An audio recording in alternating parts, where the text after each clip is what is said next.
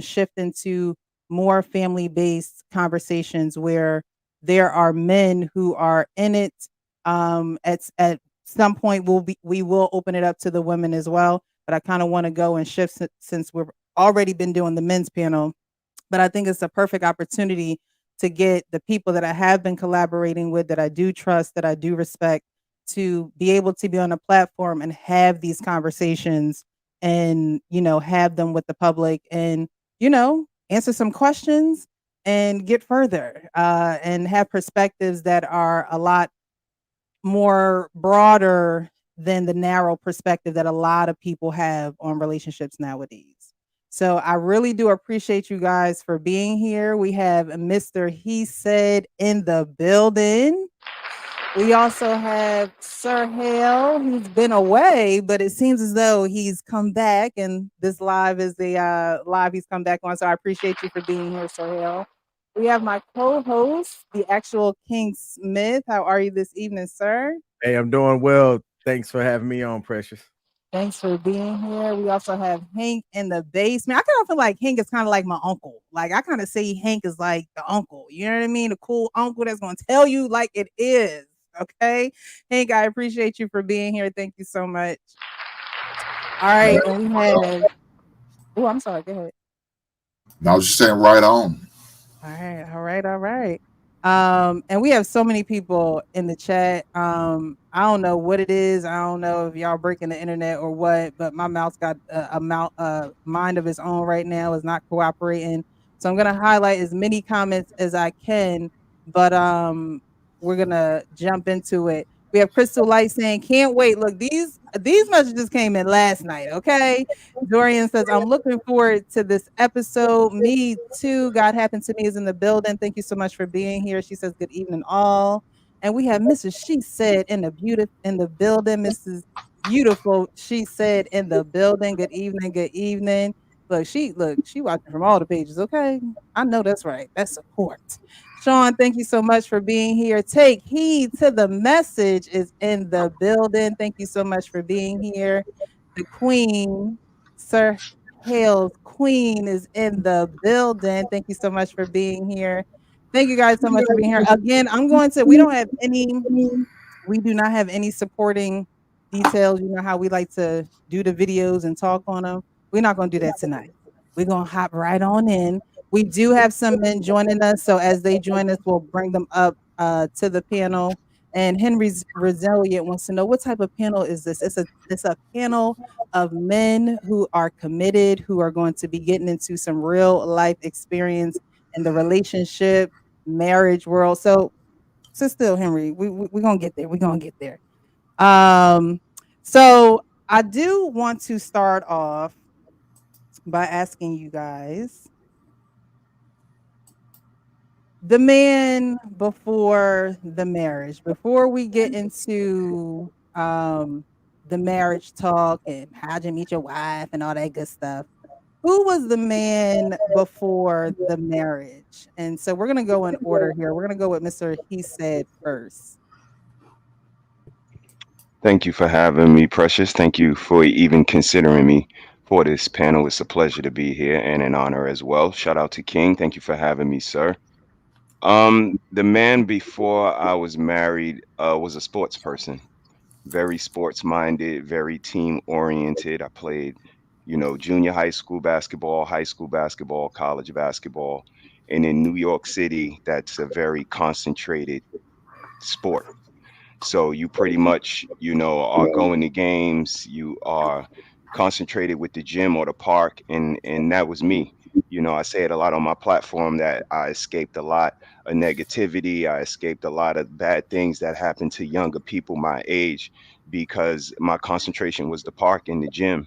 So I wasn't amongst the predators. I wasn't amongst the negative influences because I was pretty concentrated on sports. So that was pretty much me until I met the missus. I was a sports orientated, backpacker, you know, concerned with education, never really been one to follow to a crowd, always been outspoken, always been, demonstrative, always been passionate, always been articulate.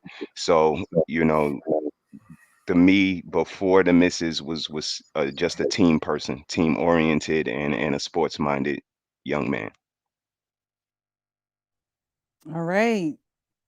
Basketball. Are you left-handed or right-handed? What hand you shoot with? Right handed. Got you. Got you. All right. So we got the team sports guy, Mr. He said before the misses. How about you, Sir Harold? Who was the man before the misses? So, in all honesty, I was not a man before the missus. I Okay. met her at 17, got married at 19. I was not a man. I looked like one. I sounded like one. I walked like one, and I pretended to be one. But I was just an adult. I wasn't a man. So, what I was before is I was a musician. I was a musician and a speaker, and I traveled different places, earning my money from doing just that. A very insecure person relationally, but very confident in terms of my talents and my skills, and had a passion for love, a passion for relationships, a passion for family dynamics. But if I'm being honest with you, if I'm being 100% honest with you, I was an adult at 18 years old, but I did not become a man until I was 30 years old. And so marriage helped to grow me up. But that's who I was before. I was a young adult trying to figure life out, trying to figure out how to be a husband and a father and a businessman, trying to be something I didn't see before. That's who I was before the missus. Okay. Okay. You hit on a lot of things that we're going to speak on. So thank you. I appreciate that. We're going to drop down to Hank. Hank, the man before the missus. Oh shit. Damn. Now, officially, I'm not there just yet, but it's coming real soon. Mm-hmm. I don't give no dates because that's what you're looking for. I said it's about the element of surprise. Ooh. Let me say this. Before I ever got married, I was a reformed man whore.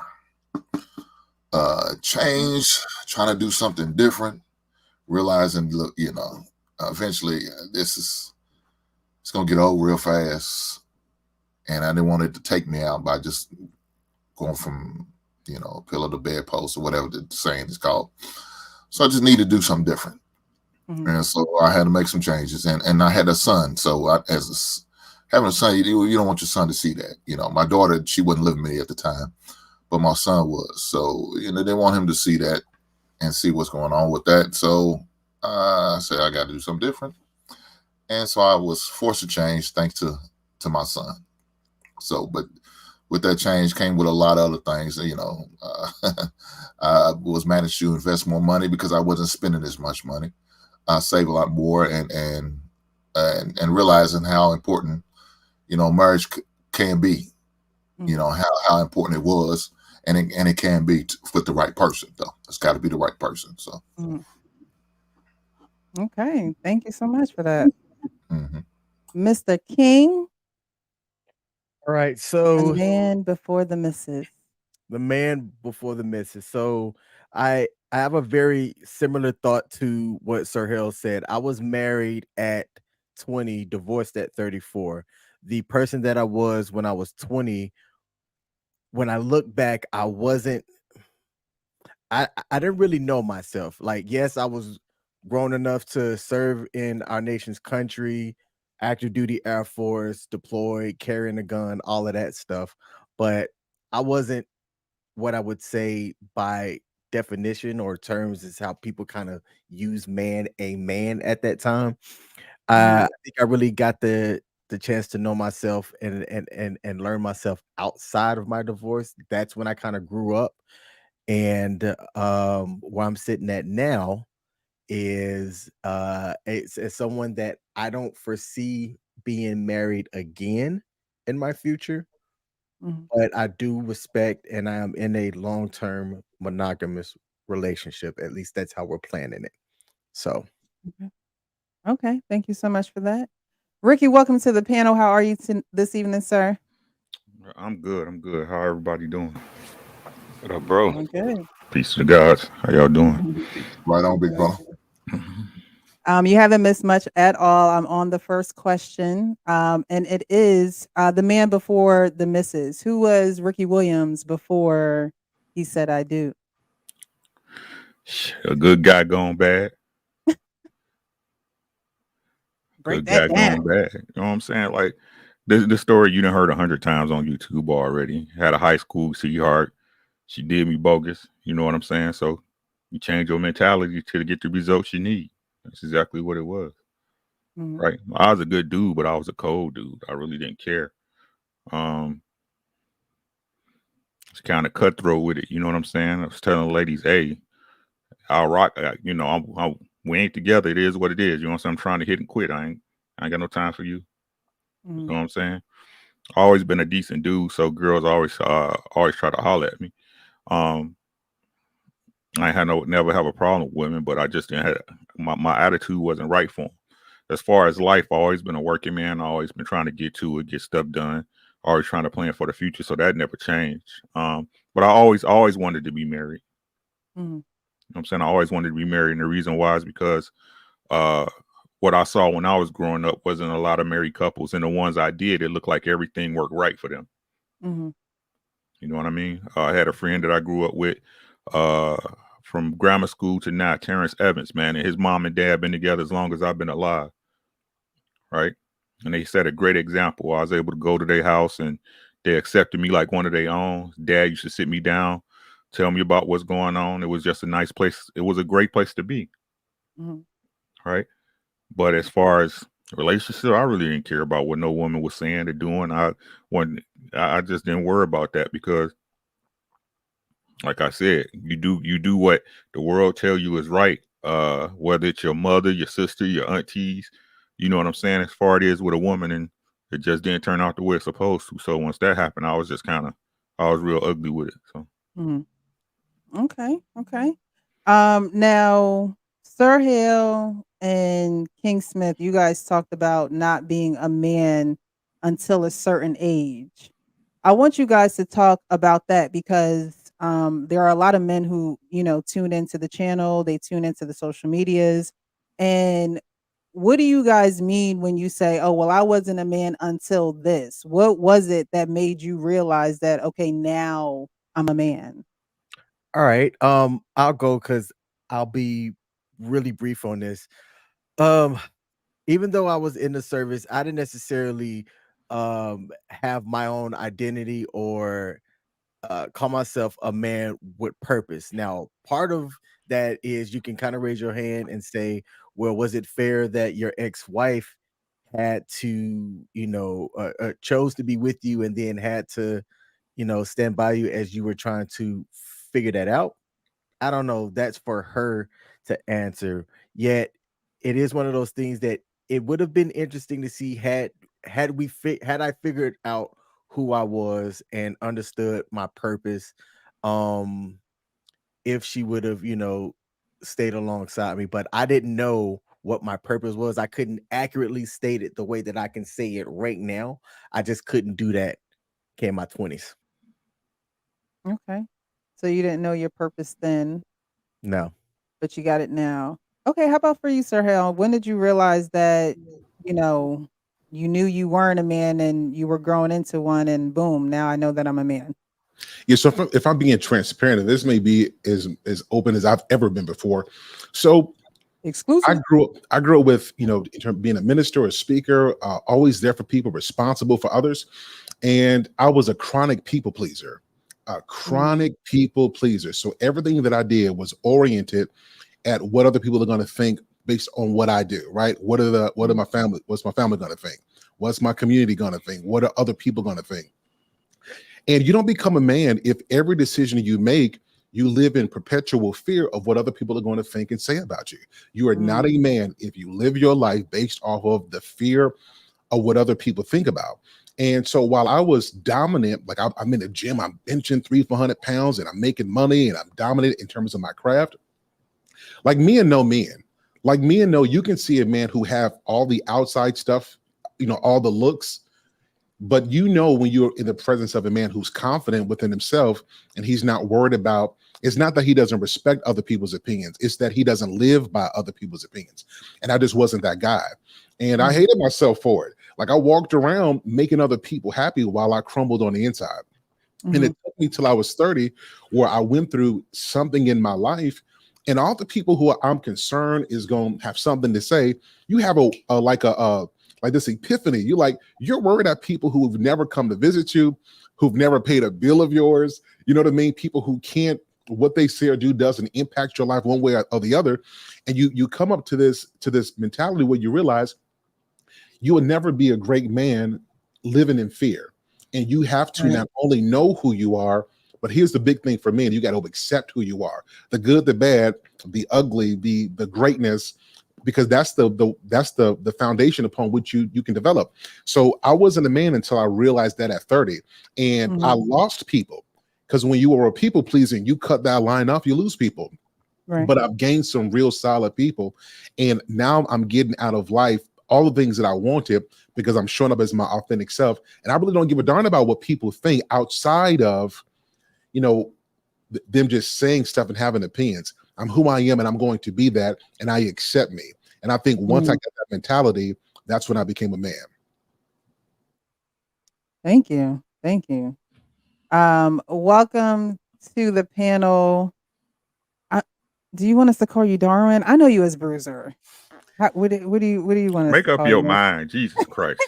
That's my real name. If you know me, whatever you know me as, call me whatever you know me as. Well, I would like to call you what you would like me to call you. I don't, Well, I mean, I did a rebranding. The reason why I was gone because I did a lot of rebranding, so it probably makes sense to just call me by my name now. Darwin. Welcome to the panel, Darwin. It's good to have you here. Thanks so much for joining us. You haven't missed much. We've gone over the first question, which was, who were you before the missus? And before you get into that, congratulations. I know you just had a baby girl.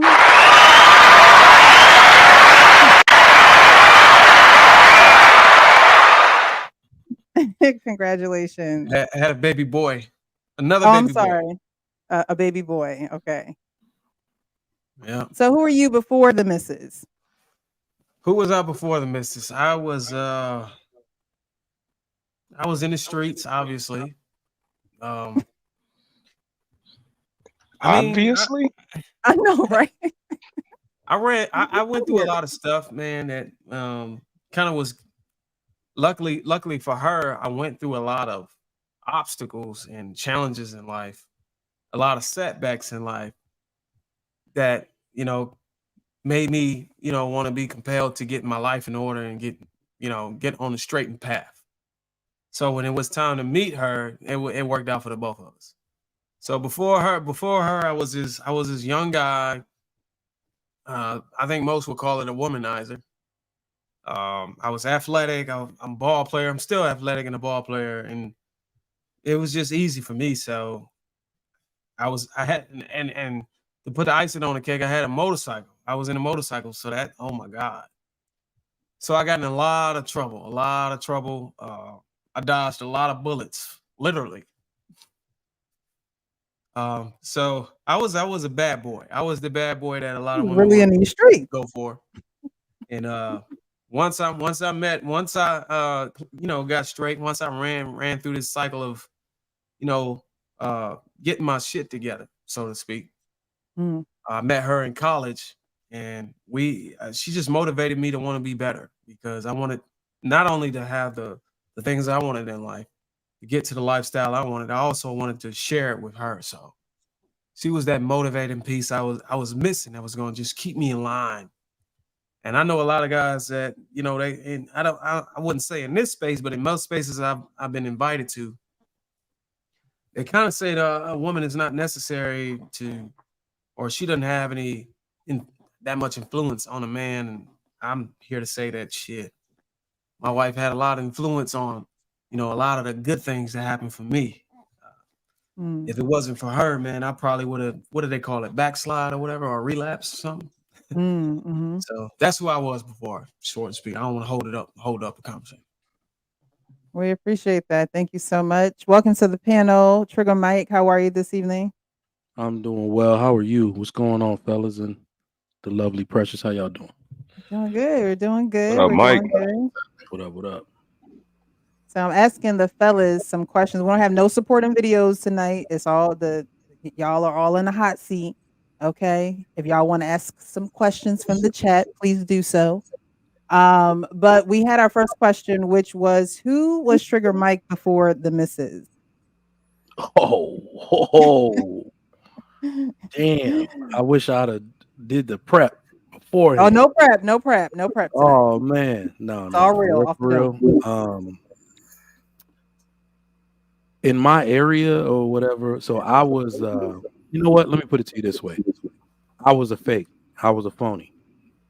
All right. So anybody knows anything about me? I'm the eldest child in a Nigerian household. All right. So I was taught all the things you'd expect somebody like me was taught. My parents are extremely strict. They basically sheltered me my whole life. We didn't even talk about stuff. There was no birds and the bees talk. My dad basically pointed at me and said, "You better not let any girl tell you not to wear condom." That was my birds and the bees, and I was like 19 at the time, so he was already too late. But when I went to college, I went off. I went off. Right. So what it really was that I became someone that I wanted to be. I was always a bit conversational. But it kind of took off because the industry my dad and my uncle were in, I used that to kind of propel myself into a popular guy. So, they started to get money late. We were really poor when we got here to America, but when they did start to get money, I used it to my advantage. They own strip clubs. So I would throw parties in the strip clubs. I would throw parties at other venues. That's how I was known. Right. So and there was a point in college where I had 3 cars. I had a drop top, I had a Jaguar, I had a Maximo with black wheels, right? I was balling out. But that wasn't who I was to the core. I was really just trying to be the person I always wanted to be, the role I always wanted to play. And then when I moved to Houston, Texas, I think I was 26 years old. It was about 10 years ago last month. That really set things in perspective for me to say, okay, well, who am I going to be out here? This is a fresh start. And, then when I was going out on dates, then more of the gentleman, the person I was raised to be, started to come out. And long story short, my then ex-girlfriend, now wife, basically gave me an ultimatum. She said, I really just chased you out here. She came to visit me, but she said, I want to get back in a relationship. I want it to be me and you. And I was just getting to a new city with more resources than I had ever had. And I made the decision to be who I was to my core. Yeah, let's get in this relationship. And obviously we ended up getting married from it. So yeah, before, who I was originally or before her was just a phony, just a dude out here trying to be cool, trying to smash all the chicks, doing that. But then, I got out the game when it was time. That's really it. We learning some things about y'all tonight. We learning some things. R. Payne, welcome to the panel. How are you, sir? Hey, how you doing, Precious? Thanks for letting me up. Of How you course. doing, fellas? How you guys doing? What up, Chief? Well, I heard Payne, some what of up? this- All right, So- all right. I what's heard going some on? of the story. Hey, what's going on here? My journey is kind of like the same, maybe a little different, because I grew up in a house full of women, just like a lot of men. My father was still in the picture, but he couldn't raise me. Raised me and my brother, because my mother died when I was 8. And, so my aunt was my guardian, but it was just so many women in the house. My grandmother and her daughters were there.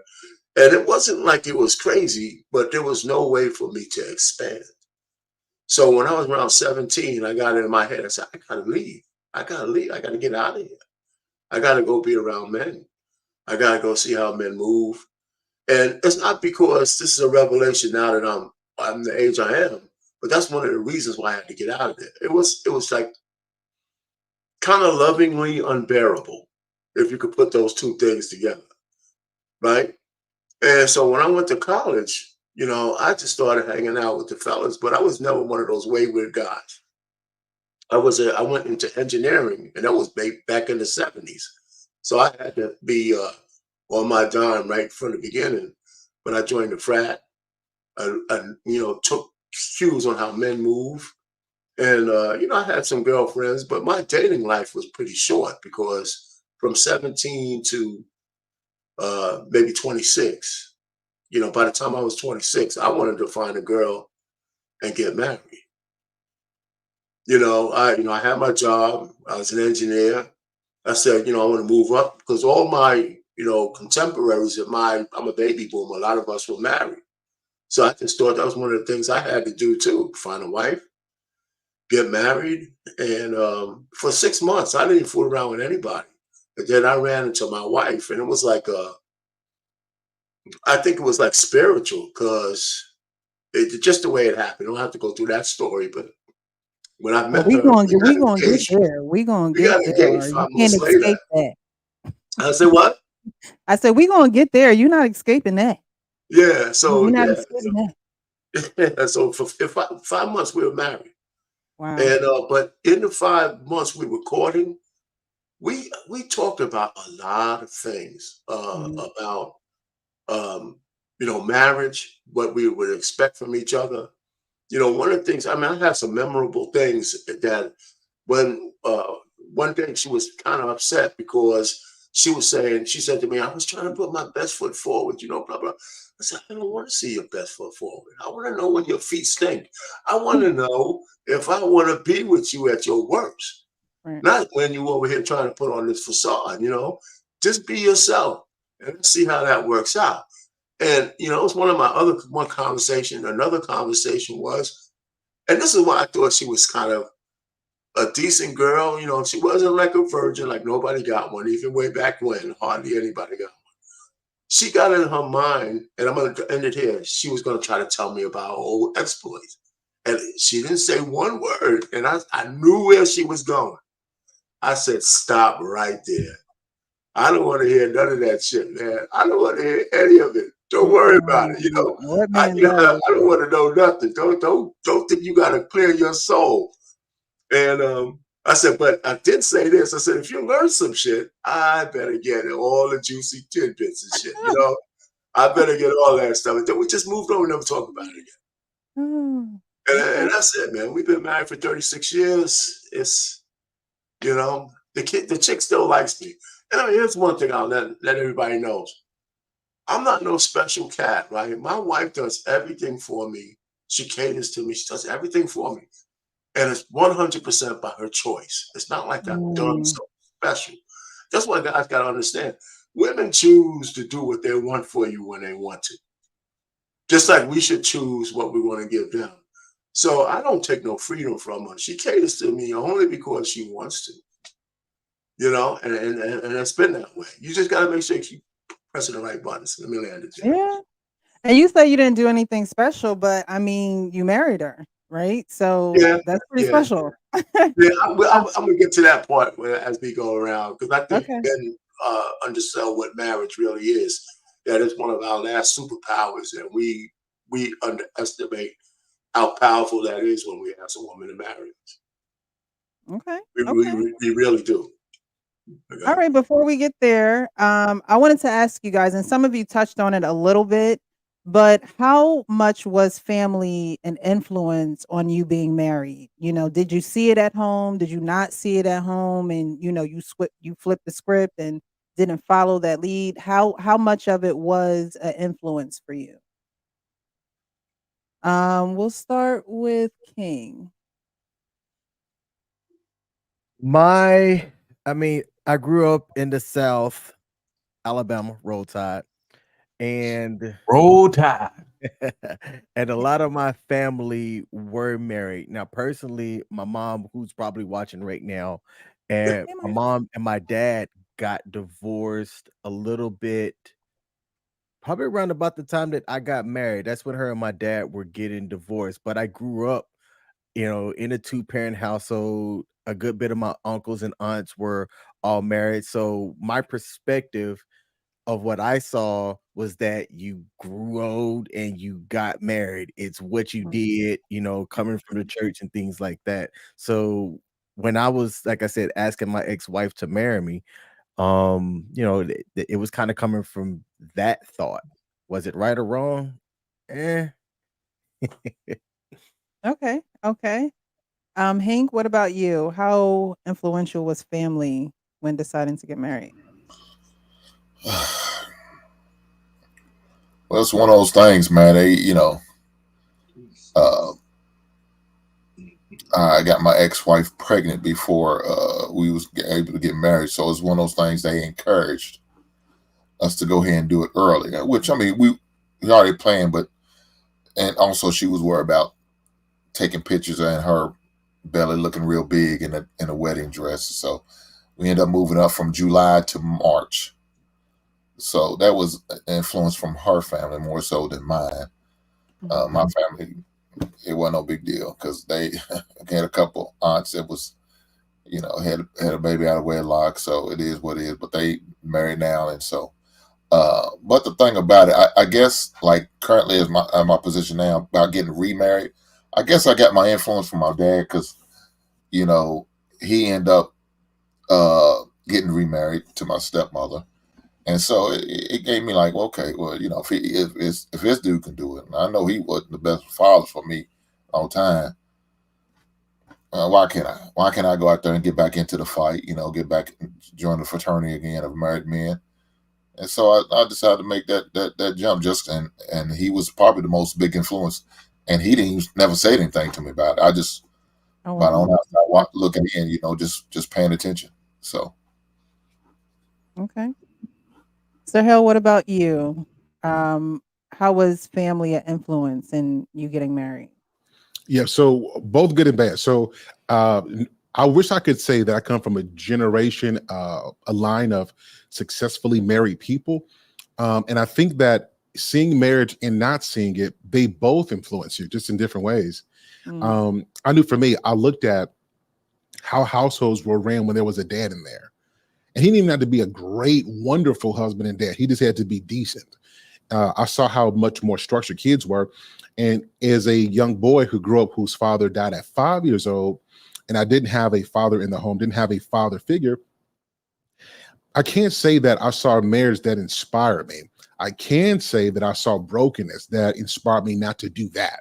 Right. So me seeing that and seeing how kids, a lot of them in the streets, like a lot of them, when I saw when dads died, them kids on the corner, they slinging dope, they not doing good in school. And when I was growing up, this was when we're in the 90s, we're talking about we got to get back family. It's when the Cosby Show was out, Different World, Family Matters, Mr.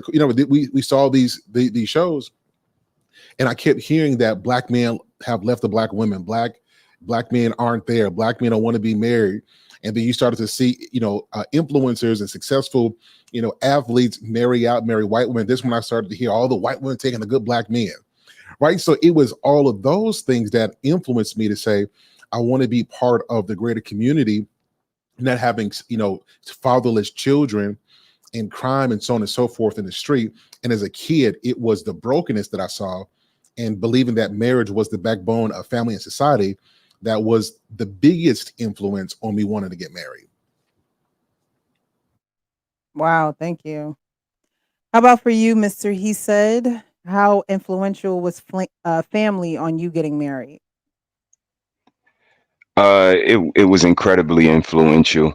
Not very different from Sir Hale. My format was a what not to do, because Okay. I come from an unsavory environment as well. And just the inspiration of what could be, and me wanting to break the cycle, me wanting to be different. I come from, my mom, I lost her when I was 9 years old. I never had a dad. So, reality got thrust to me really fast about having those unconditional loving people in your life. So I was raised by my grandmom and my aunt, and they were amazing people, but they didn't want to raise a child at that time. And it started to become evident in their behavior and their actions, and understandably so. But that's how I kind of learned the what not to do.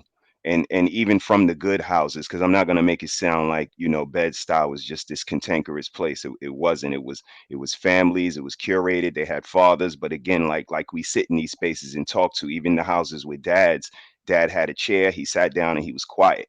So, this perfect storm that has us sitting here, positive influences. I took the what not to do. Don't be like him. Don't take the belittling. Don't take the lack of education. Don't take the lack of valuing. education, valuing family, and again, the possibilities of what I can do. You know, them being Southern, my family being, you know, very Christian, pork and everything. Like, I completely did a 180. I gravitated to the Nation of Islam. I gravitated to a healthy diet. So, you know, everything they did, it was a not for me. And that's how I curated my family. And in that, in combination with the sports, to, you know, bring that team aspect to it, it just started to become, you know, again, a what not to do. And then, like Sir Hale said, TV, the Cosbys, you know, Whitley and Dwayne, and all of the things that I proclaim, you know, from Queen and Slim to any tandem, just showed me that a tandem is necessary, that even Mhm. Oscar and Felix coexisted. You know, the kitchen was never dirty, the living room was never dirty, Oscar room was dirty. So if you're going to be dirty in your area, be dirty in your space, and we can still coexist. So I always knew that two people had to coexist with each other. And, you know, I was lucky enough to find somebody that coexisting is super easy, but nonetheless, it was a what not to do formula for me as well, and an inspiration of entertainment and television. That's good. So just like Sir Hill, you guys were able to, because a lot of people can't get out of the rut that they were born into, really. So, you know, being able to turn it around and say, I don't want that, I'm going to go the other way, is actually tougher than people think it is, because you're pretty much on your own trying to turn, you know, the ship around. So we're going to drop down to Black Man Unfiltered. Thank you so much for being here, sir. How are you? I'm good. How are you? What's up, fellas? Good, good. So we're talking about marriage. I don't have no supporting clips tonight, Black Man Unfiltered, so don't think you're gonna see no videos. All y'all All on the right, hot I seat got you. tonight. I got you. Okay. We're talking about marriage, of course, and I'm asking, how much was family an influence on you when deciding to get married? It was a great influence because I had to see my mom and dad, who are still married. It'll be 41 years this year on Christmas Day, 41 years. So I had an opportunity to watch them. I had an opportunity to watch my grandmother and my grandfather, 63 years married, Wow. before he passed away. God bless his soul. Um, and I used to watch my grandmother particularly because it's the way she used to serve him, right? She used to make sure he was taken care of, but he also took care of her. He was one of those men who would go out and work and bring the money to her and keep $5 and told her to put the money where it needs to be and allocate the money to where it goes. Mhm. And it's just the way she loved him back. It was very receptive. What he gave her, he made it and just gave it right back to him. And it was just a beautiful thing to watch. And I even remember watching, I think it's also healthy to see disagreements and Mhm. also see how they heal from it. Because I remember they used to have these little arguments, little spats. And at night, they had a little couch beside the bed, and I would sleep on that couch, right? Because it was in the country. So I sleep on that couch, and I would hear my grandfather or my grandmother say, whichever one who felt like they wronged the other, I would hear them say, baby, earlier today, I know I raised my voice. I love you, and I'm sorry. Or vice versa, my grandfather, hey, baby, you know what? Today, I'm sorry that I said that to you. I shouldn't have Mhm. said that to you. We're going to get better. Okay, baby, I love you. And I hear a little, "Mwah," and they go to bed, right? And Mhm. I used to say, dang, you know, and as I got older, my grandmother would tell me, I do that. She said, we do that because we go by something that they read in the Bible. They never go to bed angry at each other. Right. And so that's one of the things I try to use now. So, yes, they were very influential watching my mom copy my grandmother basically with my dad. It was very influential. So that's what I had to see growing up. It was amazing. Thank you for that. And I think you were in my notes, but we're not going to touch on it because Okay. we're going to touch on it later, you know? Okay. So, Black Arcane, man, how, I was like, how, Black man, is he sure that's all he heard in the bedroom? Is he? Oh man. Oh man. Hey boy. Oh what? You know, man. You know, caught mom and dad a couple of times. Boy, that was horrible. Yeah, man. That's funny, man. Woo. Well, listen, you oh know what, man. Black Man Unfiltered, you said something about my grandmother and grandfather because he was in the house too. But when I got in there, we were a little older, so he was retired. But he used to give her the money. And my grandmother's old West Indian lady, you know, so she just ruled the roost. But every so often, he would say, "Vera, settle down," like that. She would just calm right on down. Yeah. And the one thing, the joke about the big piece of chicken, that shit is true. We used to have Sunday dinner around the table. No matter how many people around the table, he got his plate first with the big piece of chicken and everything else. You know what I'm saying? All set up, and everybody else, whatever was left, we shared, around the table. Right. And that's Sunday kind of tradition I keep myself. And Mhm. the other thing that you said, yeah, I cook on Sunday. So when my girls come back, I lay stuff out and all that stuff. But You be in the kitchen? huh? You be in the kitchen? Oh yeah. Oh yeah. First of all, it wasn't all good. I mean, it wasn't all just I should say saintly. I used to cook for the girls in college. I had that. That Oh, was one of my things. I cooked they for them. got home cooked meal in Wait the a dorm room. minute. Whoa. Wait a minute. Ain't had no I- little they better be you know what I'm wise. They saying? better be I wise was now. kind of bad, thousands a little Had bit, them pork chops. So anyway, yeah, but it was just chicken gizzards. I had no money, I made chicken gizzards taste good, man. But anyway, the other thing you said about them making up with each other after little spats and stuff, I mean, I do that today. If me and my wife get into, and we don't really get into anything heavy, but if I think I took it a little too far, I always apologize. And at night, not now because it's off the air, we used to go to bed watching Seinfeld reruns. Wow. So we're in the bed, we're dying laughing before we go to sleep almost every night. And that beats watching the news and having all that negativity coming to you. Instead, we go to Laughter is bed the best laughing our medicine. asses off. It's subtle, but I'm sure it makes a difference, right? Your demeanor is different. Everything else is different. So I mean, those are little things that just kind of happen to keep you moving, trying to stay positive. Don't go to bed angry and all that kind of stuff. And we really, very rarely let anything linger, and that's a good thing. And my family had a lot to do with it. Everybody in my family was kind of married. My aunts, my uncles, my brothers, my cousin. Everybody got married at least once. Okay. So you saw it growing up. Yeah, so I saw it growing up. Let me land it there. All right. Trigger Mike, how about for you? What was the influence of family on being married? Damn. I guess I'm blessed, Well, we man. know what your because- father told you. We know what your father we know what your Faja told you. I mean, marriage and family, it's such a tradition that I never in my life saw myself being anything else other than a married man and a father. That was my foremost duty. And I've been told I sound a little robotic when talking about marriage, but I actually don't care.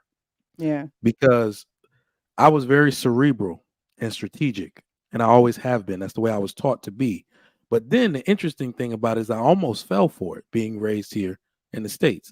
I almost fell for the Disney bug that marriage is about love, right?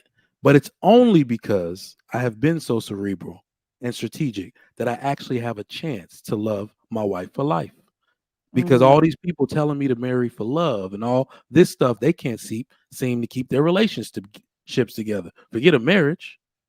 So I was always very cerebral. Even the girls I was, trying to date and play around with, for some reason, there was a lack of ability to take them serious enough for the institution of marriage. So I knew that I always took a liking to the more feminine, the women who are soft and feminine on purpose, and they lead with that. And it's not that they're trying to show you anything or be a fake person. It's just who they were. I've always gravitated toward that type of woman, and that was an example for me from my mother. An example of what a man could be was from my father. I said this the other day, and I meant it. I think I said it on She Critique. The greatest conversation ever had between a dad and a son, the conversation between a dad and the son about the type of husband and father you need to be, is the greatest conversation ever had without words. My dad never really said anything. He just showed me. I watch how he reacted, good and bad. Right? I watched when he got up to go to work when he didn't want to. I got when he came home and they gave him the big piece of chicken. And in our house, it's fufu, with stew and all of that. But still, my dad owned when he owned a nightclub and strip club, this dude came home at 3 a.m. and guess who woke up to make him hot fufu, my mother, right? So I watched this institution and the way it's supposed to be done. So I'm very blessed. I'm very privileged to have had that happen for me. And hopefully I can share that with others. But I never in my life, when you see me, all that I am, I was made this way. I was purpose built for this. And this is who I always knew I would be. And I was playing around a little bit for a while because in our ranks 26 and I'm single. My dad was he was about to jump on my head, but he would always say, listen, you're the eldest. What you do, they're going to do. I got 3 siblings. Not 1 year had passed after my wedding that my brother got engaged. So he was 100% right. And I had to keep setting that example. My brother has to keep setting that example for our younger cousins, so on and so forth. Nice. All righty. Darwin, how about you? How was the family influence for you upon getting married? Well, for me, I had a fatherless experience, so the You influence said was kind of you said fatherless? yeah. I had a fatherless experience as a young man, so I didn't witness the marriage dynamic that you probably need to witness in order to have a correct or proper picture painted of what you need to do as a man in a relationship. So it was more like a negative reinforcement for me. Mhm. So without a father, I was pushed. I had a motivation to be a father because that's not what I had. So I guess I don't want to say gift and a curse, but I guess it worked out. Mhm. And for her, she had a family. She had a mother and father who was married. They're still married today. They've been married for over 30 years. And she witnessed what do they call it? The family patriarch from her Right. parents. So she had the wifey qualities. They were instilled in her from her mother and her father. So she got that energy from her fear of disappointment. So that's what allows her to thrive in our marriage. And I get my energy from a fear of it not working out for the kids. You Mm. get what I'm saying? Yeah, I So see how it those comes two full things circle. I think those two things are really compatible. Yeah. Because those fears allows us to be like, hey, look, we got to stick this through, man. We got to work through it. We might have agreements, but if it failed for you, your parents are gonna be like, "Fuck, we just showed you 30 years of success. What the hell are you doing?" And then me, it's like I'm looking at my little sons, like, damn, bro. Like they grow up and like, damn, where'd you drop the ball at, pops? Yeah. So that's what does it for me. That's the influence for me. Thank you for sharing it. Ricky, how about for you? What was the family influence upon getting married for you? My I know my you kind of spoke on it a yeah little bit earlier. yeah. My family had nothing to do with me getting married. I took Mm. cues of what not to do from them. Like, don't do that. Don't don't do that. Like I said, they did my family didn't like my wife starting out. I don't care. I didn't care. I still don't care to this day. Mm. Right. Mhm. Like I said, what I saw when I was growing up was from families outside of my own. I had 2 families that I had reference to. Our neighbors, Carrie and Kenny, they had a mom and dad, and you go over there and they had the Nintendos. Dinner was cooked at 5. You know what I'm saying? Just it was always, the experience was always consistent. Mhm. It was a consistent experience. My friend Terrence, my best friend Terrence, it was a consistent experience. It wasn't up and down a bunch of wild stuff. And you saw how the houses was ran. It was an understanding between the mother and the father that everybody has their roles to get stuff done. You know what I mean? And plus, it's not just that. You saw the love that was there, Right. right? How the both parents work, right? So when I did see them, especially my best friend Terrence, whenever they see each other, they kissing and hugging each other, hey baby boo, how you doing? Just beautiful stuff, right? And I'm sitting there wondering, like, why this not going on in my house? What happened with my mom and dad? Better yet, why like my stepfather that was, he wasn't really my stepfather because they never got married, but there you go. You see what I'm saying? So Right.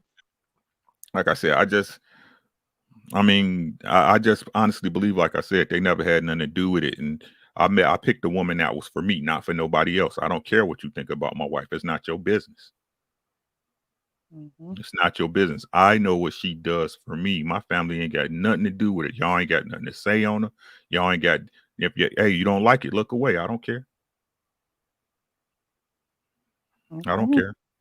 My wife's amazing to me. To me, you can hate her stinking guts, but she's amazing to me. She ain't got to impress none of y'all. Thanks. All right, guys. Well, I appreciate you guys. Y'all being hot tonight. I'm sweating. I need to turn on the air. I turned it off because I was cold. Now I'm getting hot. Because you guys are being honest, open, and transparent. And I think that everyone needs to see this. They need to witness it to know that it is real. Everyone doesn't come from the same background. Everyone doesn't come from the same walk of life. However, you guys have reached a place where you can turn your story into a testimony for other people to say, I didn't have a mom and dad either, but it's possible. I can turn from this and actually go in a different direction. So I wanted to ask you guys, when you signed up for love, did you know what you were signing up for at the time? And when you answer that question, let us know again the ages that you met your wife. When you signed up to be with her, did you know what you were signing up for? Or did you just know you wanted to be with someone? We'll start with Sir Hill. I'm just trying to get some. I'm not even going to play with y'all. I'm not even going to play with y'all. This was not a decision that I made because I'm thinking about the next 20, 30 years. Come on. I mean, Okay, if I'm being honest, I was a virgin. I was, I was taught to abstain and wait till marriage. I wasn't doing nothing.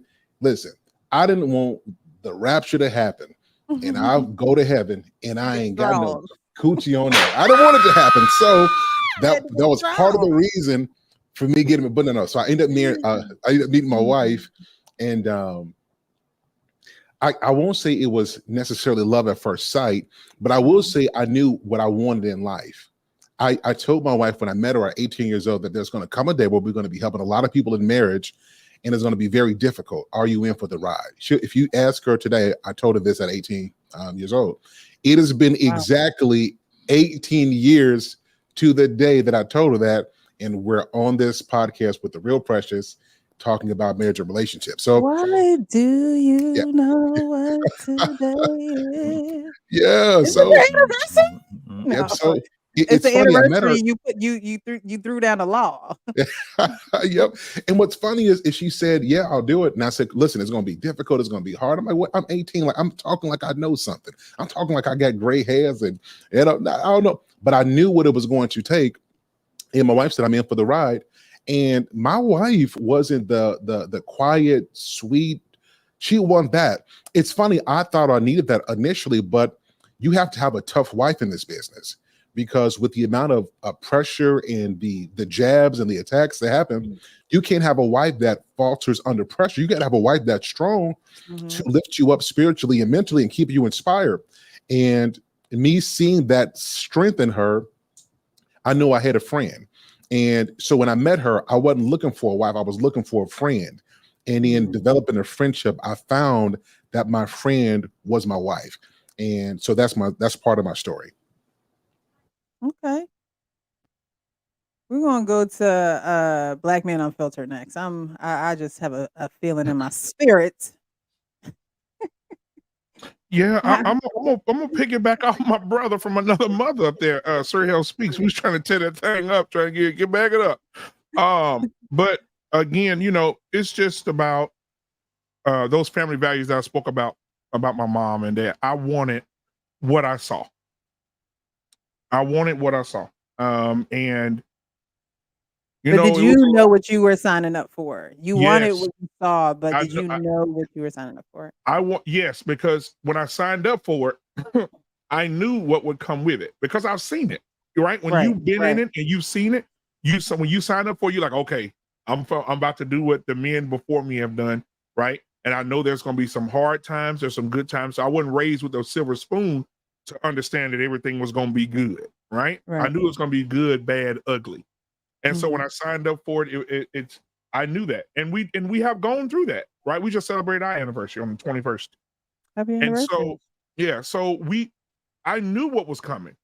I knew that it was going to be hard times, good times, bad times, misunderstandings. I knew those things were coming, and so I was prepared for them a little bit. Now, some things caught me off guard, especially when it comes to parenting, and that caught me off. But because it's just too many personalities up in here. But other than that, I knew what I signed up for. I love my wife because she was so much different than everybody else. I'm with you, Ricky. I had some people in my family, not even me, like my mom. My mom and my dad was good, everybody good. But I had some family members that did not like my wife because my wife would tell them, they would try to tell my wife stuff or go to my wife and say, hey, let me tell you what he did. She said, I'm not trying to hear that. She didn't want to be a part of nothing I did back then. She said, if he want me to know anything, he'll tell me. And I think, they didn't like her because of that, but I'm with you, Ricky. I don't care. But so that's how I knew what I signed up for. I love my wife. We had an amazing anniversary this past week. And we renewed our vows on the beaches of Jamaica. Congrats, bro. Congrats, He was bro. off the grid, off the grid. Man, yeah, we went on the beach and renewed our vows, and we looked at each other and we told each other, hey, listen, let's do this for another 100 years. If we make it that long, damn it, let's do it. And she said what she said to me. I said what I said to her, man, and we just locked in right now. It's just amazing right now. So, I knew what I signed up for, and I'm here for it. I'm here for it. All right, we're gonna jump up to Mr. He said, did you know what you were signing up for? Did you know? Honestly, Precious, no. I was 23 years old. I had no idea what I was signing up for, but I did know I was willing to show up every day, kind of like a job. I Mhm. didn't know. I didn't know what it entailed. I didn't know, you know, the different changes that a mature woman goes through. But I know that it's a roller coaster ride. I know that again, the team aspect of it is what I was ready for. I was ready to be able to aspire to something greater than myself and do it, with other people and put that Mhm. collective goal in mind. And that's having a family, having successful children. So, but I didn't know what I was signing up for as far as the individual wife that I was getting, because she goes through changes, life goes through changes, our family goes through changes, and these transitions, come with nuances. And I think that's what made me a Tuesday, Wednesday thinker. She Mm. she proposed to me, and I wasn't ready Oh, at that wow. that particular time. Like, she walked up to me in the nightclub. Again, all of these things were initiated on me, so I had to take a self-reflection, because it wasn't just me anymore. When I take on this responsibility, and what a Sir Hale was alluding to, that's what it was for me. It was that responsibility that made me a man, knowing it was no longer about me. And in sports, when you are the best player on your team, you're referred to as the man.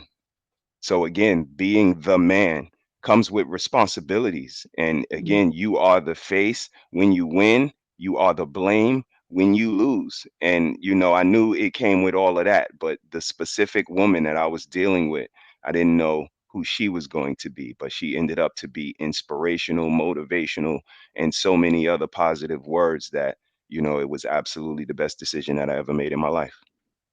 Okay. All right. Um, the actual King Smith. When you signed up for love, did you know what you were signing up for at the time? No, more specifically, on the way to ask my now ex-wife to marry me, I stopped about halfway because where she lived and where I was stationed at was about a 2-hour difference. I drove about halfway. I stopped and I called my dad, and I asked my dad, I say, Pops, I'm thinking about asking my ex-wife to marry me. Should I do it? And his exact answer to me was, you a grown man, son. That is for you to decide. Okay. Mm. Now, I bring that story up because did I know then what I was signing up for? No. As a 39-year-old, almost 40, if I were to go down that path again, I'm not calling my father and asking him. That's a decision that I would make solely on my own. And I think I know now what I would sign up for if I were to do it again. Mm. Okay. Mr. Hank, how about for you? Did you know what you were signing up for at the time when you said I did? I know what I was signed up for. Yeah, unfortunately. Mhm. I mean, I knew my ex had some things in the family that I didn't totally agree with, but I said I'm not marrying a family, I'm marrying her. And so that's how I rocked with it. And that's how I did it. So it's that's the story of that situation. Now I know somebody asked a question in the chat, what made me want to do it again? Well, I tell you this, when I first got divorced in 2016, I was one of those guys who raged. I told the story before, who raged out, who's like, man, to hell with marriage. I'm not doing this no more. I guess kind of like what took King's approach. I'm not doing it again. And it took some therapy, a couple of years of therapy in order to get me in that right mindset to even be open to do it again. But I was willing to open to do it again. I just had to make sure I had to do better vetting, better research, and make sure whatever my standards is, I got to hold to it and not waver from it, regardless. So that's what made me want to do it, because I was able to blessed to find a woman who's going to meet those things that I'm asking for and to live to the standards that I'm requiring. And I said, well, let's rock out. Let's do this. So Okay. We'll go down to Trigger Mike. Did you know what you were signing up for when you said I do? Absolutely. The worst part is let me go a little different. I was too prepared. And What does not that only look was I like? too prepared, that's actually not a good thing, because if depending on who you marry, you have the unfortunate occurrence where you can exasperate your partner with all you know. Right? You could be a little too matter of fact about everything. And that was me at the beginning. So this is the way it's supposed to go. Don't worry, this is normal. So the bad part is that I didn't realize that I was bringing my wife along. There's a lot of, just as everybody said, they come from different walks of life. You should see her father now. He wasn't in the picture at first. He was a unfortunate person who got involved in the crack epidemic. Took himself a long time to get turned around, but he's a pastor now. Takes care of his family, is probably, I don't know, probably on the scale. People say, oh no, grandparent. He's probably a little up there on the grandparents. He's going for #1 grandparent award of the year. But yeah, so she was battling with those things, and I didn't realize that you have to do a job with your companion to not only help them understand marriage, but not bulldoze them with all you know in comparison or versus what they know. It's really taking the ride along with them to develop how your journey is supposed to go. So I had to really tone down a lot of that about myself. Yes, would it have been different if I married somebody who grew up in like a Nigerian household the same as I did? That's when I probably would have maybe had the benefit of not being the way my father was. But no, I made my choice, right? This is somebody who needs to have a little more finesse with it, have a little bit of softer touch, and I had to change my approach and do that. So I knew a little too much going in, and when I say too much, I'm a little bit what you call stoic in the marriage. You give me things that I'm supposed to understand, I'm going to give you logic every time. Logic is not always the way you approach your wife. It's not always the way to smooth over every situation, right? That's something I learned. It's something I watch. So I had to be somebody who listened more, right? At least give the appearance that I'm open to hearing suggestions on family decisions. So yeah, it was a journey for me. Sometimes you can actually know too much to the point where you're rigid and you don't want to adapt. So I had to become a little bit more adaptable to make it work. That's an interesting perspective. You felt as though you knew too much. about marriage. Yeah. All right. We'll hop over to Ricky.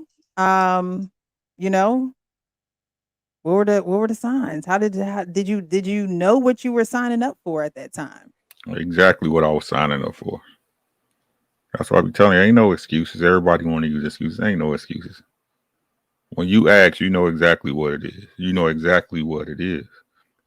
As if you want to be true to it. As if you want to be true to it. I knew, like, I was married before, or I call it married. It's really like a annulment. We weren't even married 6 months. It was in and out. You know what I mean? Mm. And at that point, like, I really didn't compromise. Like, she was a good woman, but I wasn't in the space I needed to be. I realized that later in life, right? But when I met my wife, like, the first thing, and I tell everybody this, we was friends before we was anything.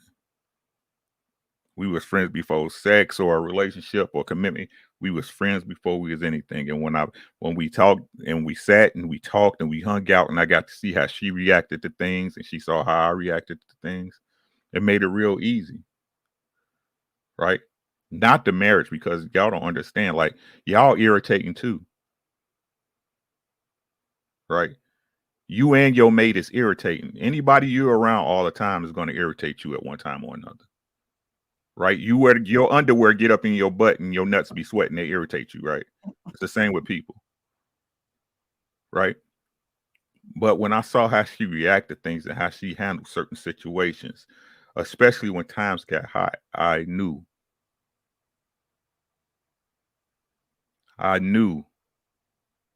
she one of them ones. And I believe in God only bless men with about 3 good women in your life. So don't be stupid. You know what I'm saying? Don't be stupid. Hopefully one of them is your mama. Hopefully. Right. So I just knew she just a woman, like I be talking about it here. Men and women know. I don't know why people try to play like this. Is so like it's such a foreign idea. You know a lady when you see one. Yeah. You know a lady by the way she carry herself, by the way she smile, by the way she light up a room when she walk in. You know a lady when you see one. She's a lady. Always has been. So I knew exactly where I was getting to. I knew the road ain't going to be perfect. Everything's not going to go your way, but that's why it's called a marriage. Right? I tell y'all, like I told y'all before, I wouldn't trade my old lady for none of y'all. None of you. Y'all can't fill her shoes. That's right. All right, we're going to jump over to R. Payne, and then we're going to end this question with Darwin. All right. And listen, my not only was I ready, I was looking for a wife. That's why I stopped dating for a while. Because I wanted my head to be clear. That means not dating, no sex, no nothing. I was just, if I talked to a lady and she wanted to go out, but I knew she wasn't going to be somebody I wanted to pursue anything with, I just didn't do it. I just didn't do it. So when I met my wife and fiance at the time, well, girl, we went out a couple of times. And I asked, I said, listen, what do you want to do? Because I said, I don't need another girlfriend. Are we going to be, trying to build to something? And that wasn't my proposal. I think I was a little bit more eloquent when I did it. But it was more like, do you want something serious or you just want to play around? But she was, her disposition was exactly what I was looking for. She was pleasant, and, she was her own lady. I mean, she's college educated and all that kind of stuff, but she was still living at home. She was still living at home. So when we, courted some more, I don't think we had like a real relationship. I think we just went right into courting each other, trying to find out about each other. Then I asked her father for her hand in marriage. So I went to him and I said, listen, I want to marry your daughter, And he said, yeah. And he said, listen, all I'm going to give it to you in one piece. Just bring her back in one piece. And his name was Mr. Powell. I said, listen, man, she ain't coming back. She ain't coming back. And so we they actually paid for my wedding. They paid for it. Wedding. They paid for everything, man. I'm saying, listen, And I got 2 girls now, and I feel obligated. They have to get married. I'm gonna have to come out of Gotta do it twice. the woodworks and find a way to pay for it. But yeah, so we've been, we've had I don't even want to say we had real down periods. We Mhm. had growth periods on how we had to, as we were married. Yeah, so I kind of knew. And so it was Mhm. easy for me to ask her, and specifically her, Mhm. to be my wife, you know? And that's the superpower I think we have. Now, Mr. He said his wife asked him, but and I don't know if that was the way it ended, but for the most part, men ask their women, you know. Hell no, Pain. I wasn't saying yes to that. Okay, there you go. There you go. I hear you. Yeah, that was clear, right? So what I'm saying is, I want to digress off into that, but that's our last superpower because we're telling that woman that we're going to sacrifice everything we have for you.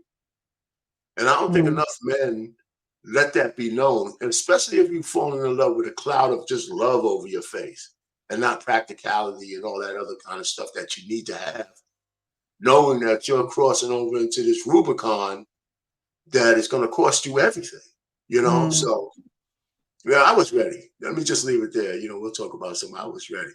And so we're Okay. still married. Darwin, how about you? When you signed up for love, did you know what you were signing up for? Yeah, I knew what I was signing up for. I was 30 years old. I knew that no matter the state of the woman, uh, I had the ability to mold her into what I wanted. I had the Mhm. ability to influence her to be a helpmeet. So I just had enough, knowledge and power to be able to do that. And I would say it's because I had knew what my purpose was. I was on my purpose. I knew what the end goal was, and I was able to articulate that to any woman that was able to accept what I had to offer. And so long as it intersected or aligned with what she wanted, and it was a GG.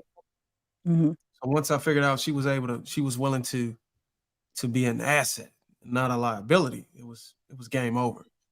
Once I knew that she was willing to relocate, um, if she was on a career path, she was even willing to change her career to be a complement, in case in the future we wanted to go into business. Mhm.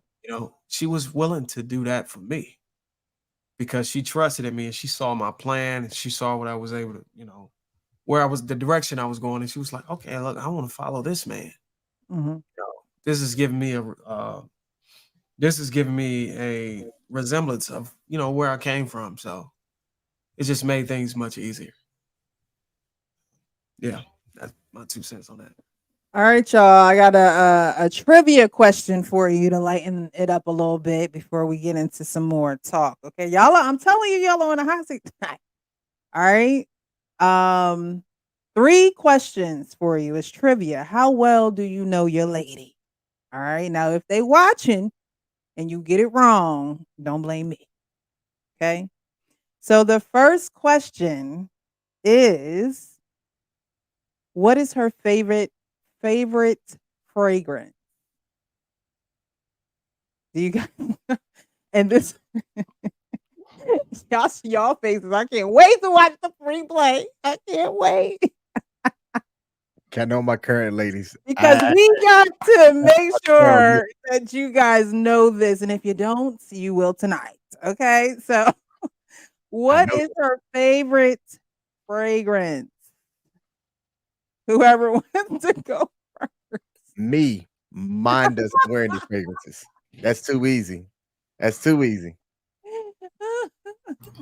Yeah, mine doesn't either. No fragrances? Nope. Y'all let me know in Yep. the chat if they I was lying or gonna not. say it. People won't believe it, but it's literally whatever I buy her. That's her favorite fragrance. So she Okay. doesn't. My mom, I think she said she hadn't bought. She bought all the usual ones, the flower bombs and all that. And then for a while, I don't know, she just was working into work, so she do body spray, all that nice stuff. And then I noticed she didn't have anything. And my mom is a big gifter. She spends money for no reason, right? And just said, I'm gonna give it to my children. So she was just glad to dump all this stuff off on my wife. And I noticed she had used all her perfumes that my mom had gave her. And while I was buying some cologne one day, I literally like kind of, smelled a woman who was trying it on. I was like, damn, that'd be dope if my wife would wear that. That joint smell good. That probably smell good coming off her skin. And she wear now it's just a custom. Everything smells good to her if it smells a little light. I think she likes the more acidic, fruity scents. And like, some people like the naturey one. No, she likes the light. And the, exactly. So she be like, this is great. I be like, okay. So she wears whatever I buy. Okay. Anybody else want to take a stab at it? Yep. So my wife, we just actually went to the mall a couple of days ago, and so she doesn't have a favorite, but she does have a type. So it's light. It's a really light, fresh kind of smell. We went to Dolce and Gabbana, and she just went through and just started smelling different things. So if it's a nice light smell and it says for women, that's her favorite. As a matter of fact, this is a real story. Like when we get expensive perfume, her response is always, I just want to get this because this is my favorite one. So I say that to say her favorite depends on how much it is and how frequent we're buying perfume. Okay. All right. So, I'm sorry. Who else wants to go? Is it Black Men Unfiltered? No. I was just gonna say, it's pretty much like anything that smells good, but her number one favorite that she uses all the time is a Libre Saint Laurent. Like that's her go-to. However, anything that smells good, she'll buy it. I mean, I'll get it for her, or she'll pick it up while she's in the mall or wherever she is. I've never smelled that before, but I heard it smells really good. Is that the one in a black bottle? I think in a black bottle. Gold. Yeah. I've heard of that one. It smells anybody else want to take a stab at it? I take a stab at it. The missus likes light coconutty smells. Coconut, I believe, is one of her favorites. And one time some Michael Kors fell off a truck in the sty, and I got it from one of my guys. And yeah, she fell off the truck. I'm gonna go with that. But she likes coconut, anything light, nutty, earthy. That's pretty much her go-to, but not one that has a particular favorite or is one that goes crazy over expensive perfumes. She'll try to compliment whatever she wears. Yeah, my girl don't wear no fancy stuff. I think the fancy stuff I ever seen her wear is like some Sean John Unforgiven for women. But she likes stuff from like Bath and Body Works, the bath washes and stuff like that.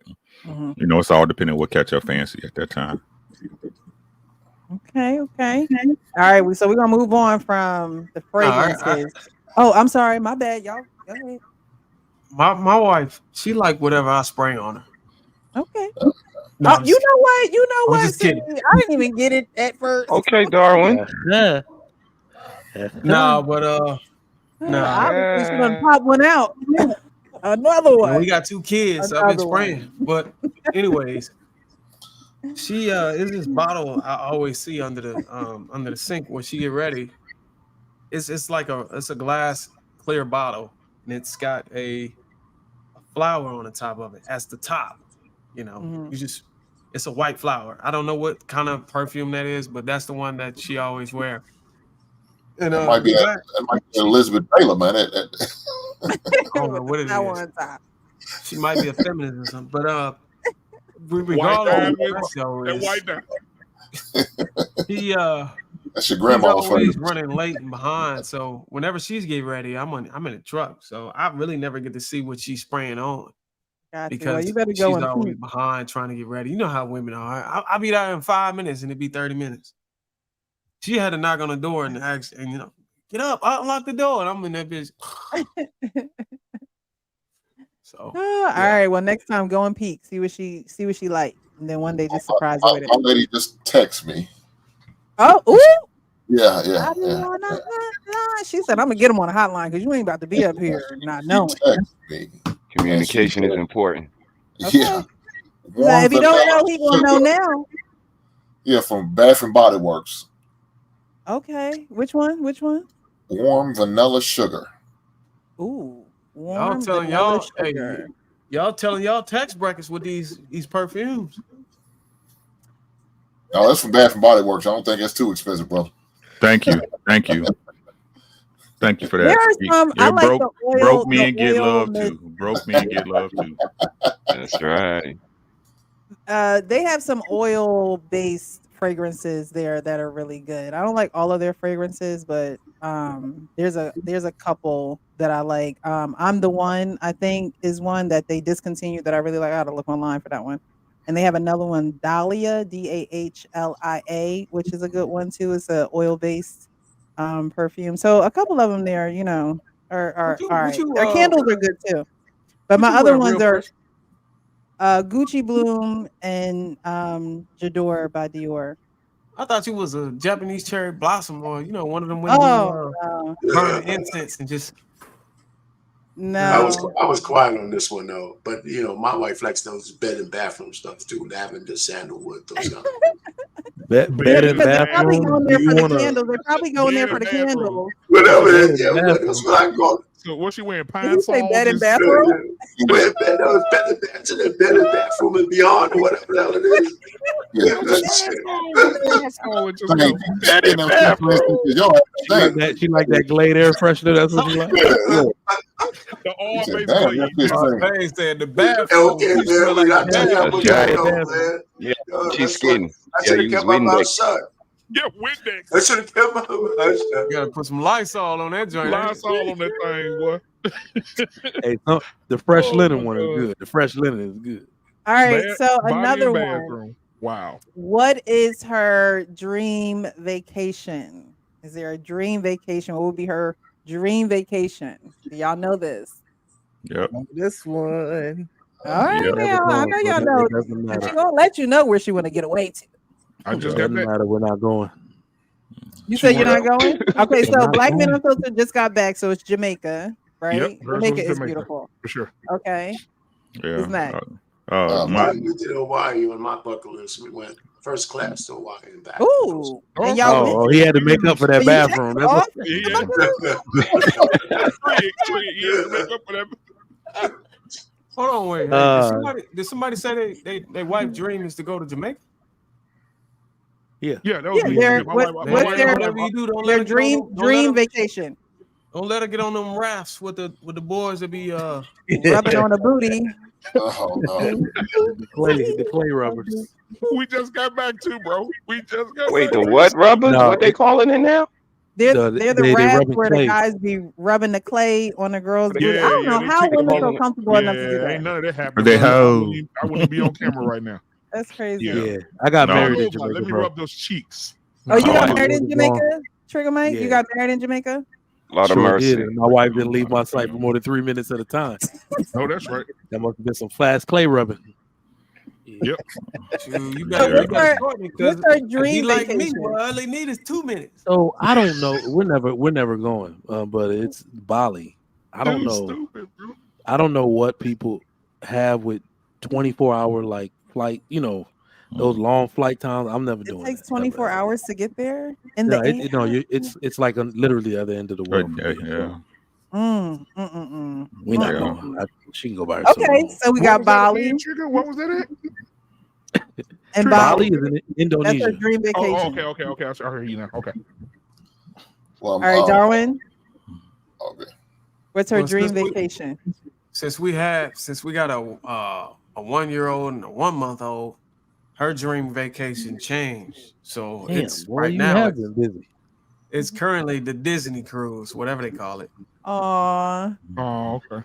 And you're gonna make the dream come true. So That boy got Ricky? Irish twins. He thought he was gonna speed past that. They're Yeah, Royal Caribbean. Yeah, I think that's what their Disney cruise on. Listen to It's the gonna be- doctors, Darwin. Listen to the It's gonna doctors. be this is gonna be our next major trip. She wants to do a cruise through the Hawaiian Islands, so that's where we going next. So okay. Nice cruise. There's a lot to do on the Yeah. cruises. yeah, All right. 7-day cruise through Hawaii. King, how about you? Well, Dream vacation. I thought I knew the answer. I thought it was Greece, and I texted her Come with me. to see if that was the answer, and she Oh, said yes oh, you and cheated. no. She said that while Greece is a place that she definitely would love to live, it's not her dream vacation. Her answer was wherever I'm at, that's her dream vacation. Oh, come on.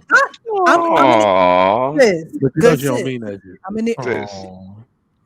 She just be lying to you for no reason. You know, Huh? like, you know she don't mean that. No I'm reason. She just be mean lying that. to you for no reason, No huh? reason, just lying. Is it almost her birthday? Is that what this is? Almost You her wanna birthday. give? Oh, Yeah. That's That's one of the them answers best. you give when you know What he she can't want for afford to real, take right? What she want for real? it. When you know your man can't afford to take you there, wherever you want to be, baby. Wherever you are, baby. Player We could be for on the aisle 5 at Himalayas. Kroger's. Yep. We She could be on said aisle that 5 it's at not. Kroger's. I don't He care. said that it's not about the location, but an experience, and she knows that anywhere we go will be an experience. That's literally what she just texted me. That's so sweet. it is sweet. At a certain hour, a dream vacation might be to the supermarket to get some food. I'm just She saying. lying. Corral it At a is. certain hour, okay? That might be the dream. Said Golden Corral. Wait a minute. That might be the dream at a certain Game, hour. recognized game, and you looking kind of unfamiliar right now.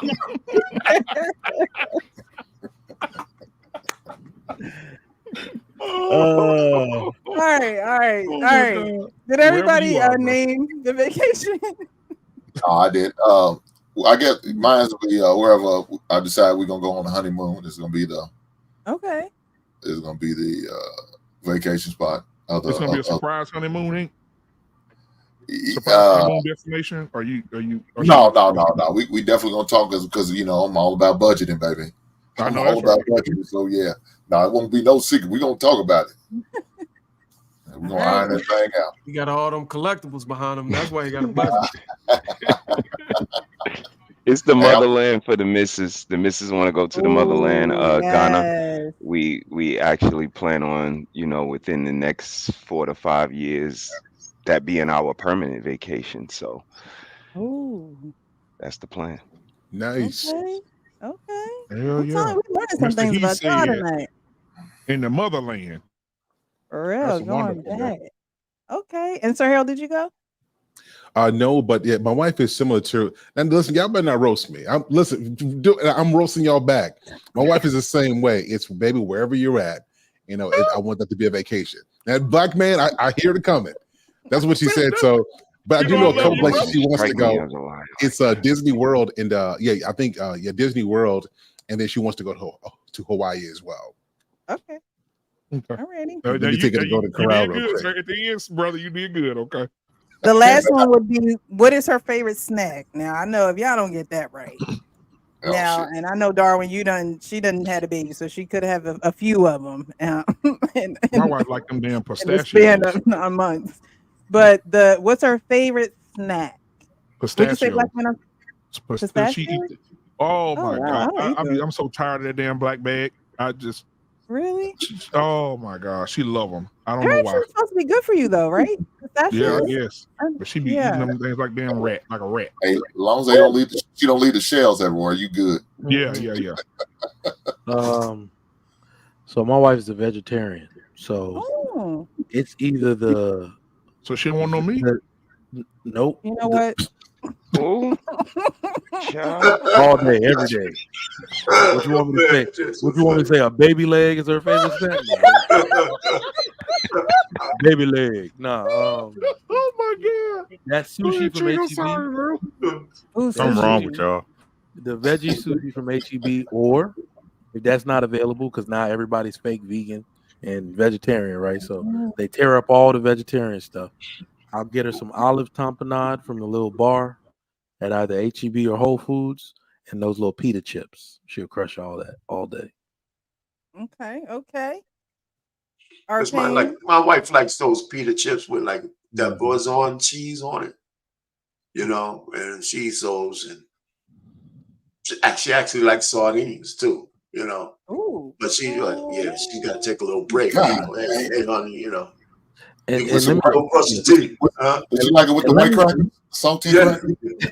And let me add this too, because don't think you're gonna catch, Okay. Not the don't think you're saltine. gonna catch any of us up on this question. We have to know what she like, because if we come Yeah. home with what we like, she gonna eat some of that shit. So Exactly. I'm always Hey, Trey, I was about to say that. My Exactly, wife's bro. favorite snacks are Cheetos and then whatever I'm eating, a little piece of it. Yeah, just a Exactly. little bit. Cheetos, the puffy ones or the crunchy ones? The puffy Oh, ones. the crushy one, man. I like Sir the Hill, crunchy Want one. anything I from like the store? No, I'm good. Ooh, Sir let me Hill, get you some of ask her, that. baby, you want something? I'm going to get this. Yo, there, bring back some I pistachios. just And you come I back just with your come home food. with Oh, can I have some? I just asked Ooh, you. what's that? Yep. What's I just that? asked you that you want something. That was like Bobby and Whitney when she was like, he was like, you ain't want. I want your steak. You should have ordered yeah. your own steak. No, I want your steak. Okay. Mhm. All right. Who's next? Her favorite Well, snack. well, I'm gonna say this. My wife had back-to-back kids. Mhm. So y'all gotta bear with me on this. It's one snack, but it's it's a disgusting. little Yeah. sophisticated. Hmm. So she liked the cookies and cream ice cream. I don't know if y'all know what that is. It come in a tub. You can get it at Walmart, Kroger's. It's not unique. Nah, we live Cookies under a and rock. cream ice cream. We live under a rock. We don't know what cookies Yeah. and cream is. Punk All right. niggas eat Okay, keep cookies listening. and cream ice cream too, nigga. Ricky, you stupid, bro. Why he Keep saying like it listening. was Crazy, bro. He like, I don't know. This might be a little too much for y'all, but Keep the cookies listening. and the cream. Keep listening. Okay. Cookies and cream ice cream. That's the base. Oh. Then you take the fried tomato, you put it on Nope, the top. nope. Oh, Whoa. hell no, I'm out. Sprinkle some garlic powder on that. Are you being And then you serious? take the fruit roll up, and you put the fruit roll up on No. top of the garlic powder. And then you gotta get the Oreos, not the regular Oreos, not Yeah, the I'm double out. stuffed Oreos, but it gotta The be the thin? Oreo thins. You put those inside of the fruit roll-ups, and then you wash it down, and then she washed it down with some seltzer water, watermelon to be exact. I knew it was gonna be disgusting. Pregnant women, bro. Them What? farts was knocking Are you off you? the That bed, has to wasn't be it? the Farts craziest. was destroying you, boy. Did you You say could not put your head under the cover. Man, Destroying your ass. boy, she fart knock your head off Should your have shoulder. she should I'm have gonna Dutch just go ahead and ovened sleep them on the one couch time. tonight. The pollution. And I wonder why every That time I is go wild. play basketball the next day, everybody getting out my way. Ooh. Yeah. So Wow. Nikki makes these ices with strawberries, blueberries, yada yada yada, whatever's in the damn refrigerator. Mhm.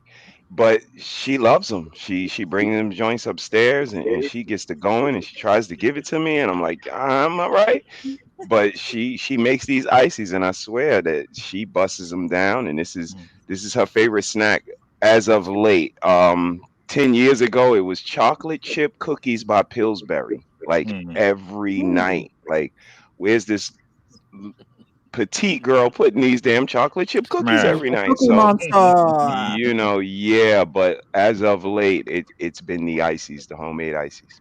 I was gonna say they sound healthy. Fresh fruit, can't go wrong with that. You know, you don't have all that extra sugar, even though sometimes fresh fruit can have a lot of sugar too. All right, who's next? Oh, my wife. Oh, go ahead. You go ahead. You go ahead, bro.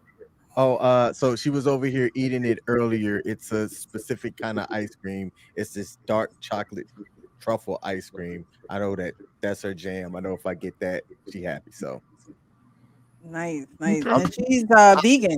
yep, and Right? she's vegan. So it's a specific brand too. Mm-hmm. Yep. Yeah, so you gotta probably search. Is it sold everywhere? You probably gotta search high and low for that ice cream.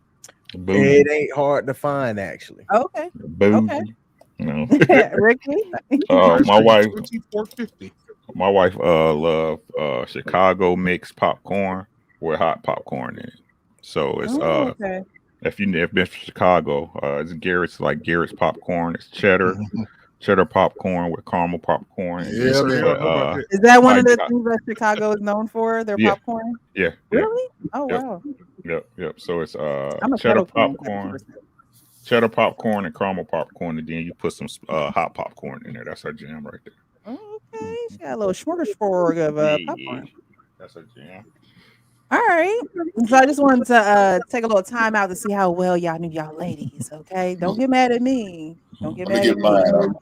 I didn't get mine yet. Oh, I'm sorry, Hank. Go ahead. Now she likes them damn Slim Jims. Snap into a Slim really? Jim. It's just gross. I can't get down with the Slim Jims either, Hank. I don't know what it is about the beef and the plastic and the smell. And then I just found out that people were not opening them beef correctly. jerky. It's pipe. Some of them beef is jerky. flat. I had a little dog growing up at Pekingese, and it just reminds me of is Dog treats. cute. Yeah.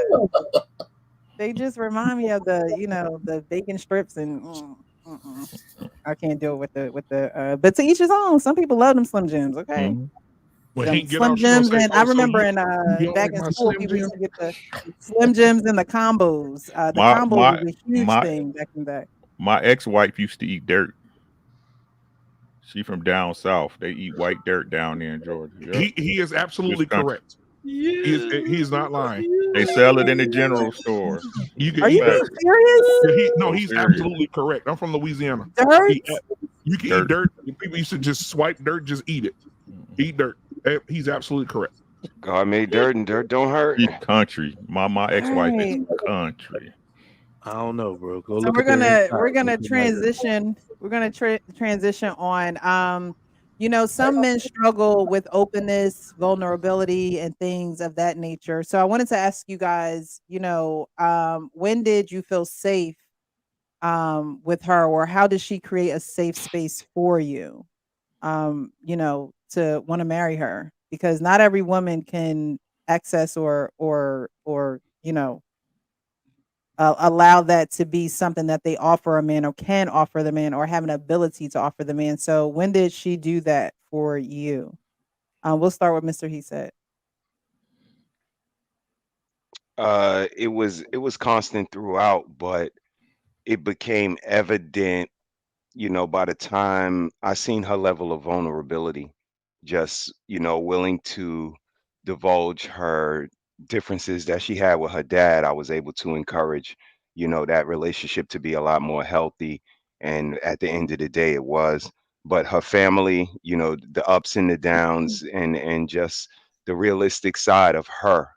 I was able to, like I said, venture into her neighborhood and see how she was admired in her neighborhood, how she was respected. But I was also able to see her dysfunction, and she was very transparent and very vocal and articulate about the relationship with her stepdad, the tumultuous relationship with her mom and her dad, and just again seeing that level of vulnerability at the same time pouring into me, willing to ride with me through my trials and tribulations, and cultivating a family, listening to her aspirations, and her being a sapiosexual, just loving my conversation, and all of those things, was the perfect storm of her showing me that she was down for me, and that ride or die, quote unquote, that the kids say.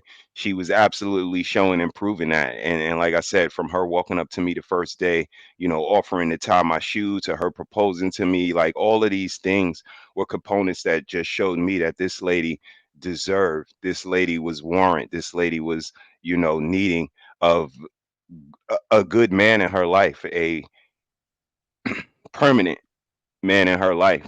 All of the people who were temporary in and out of her life, from her dad to her brothers and so on and so forth. Just, her walking up to me and picking me, just wanted me to show her she was a good picker.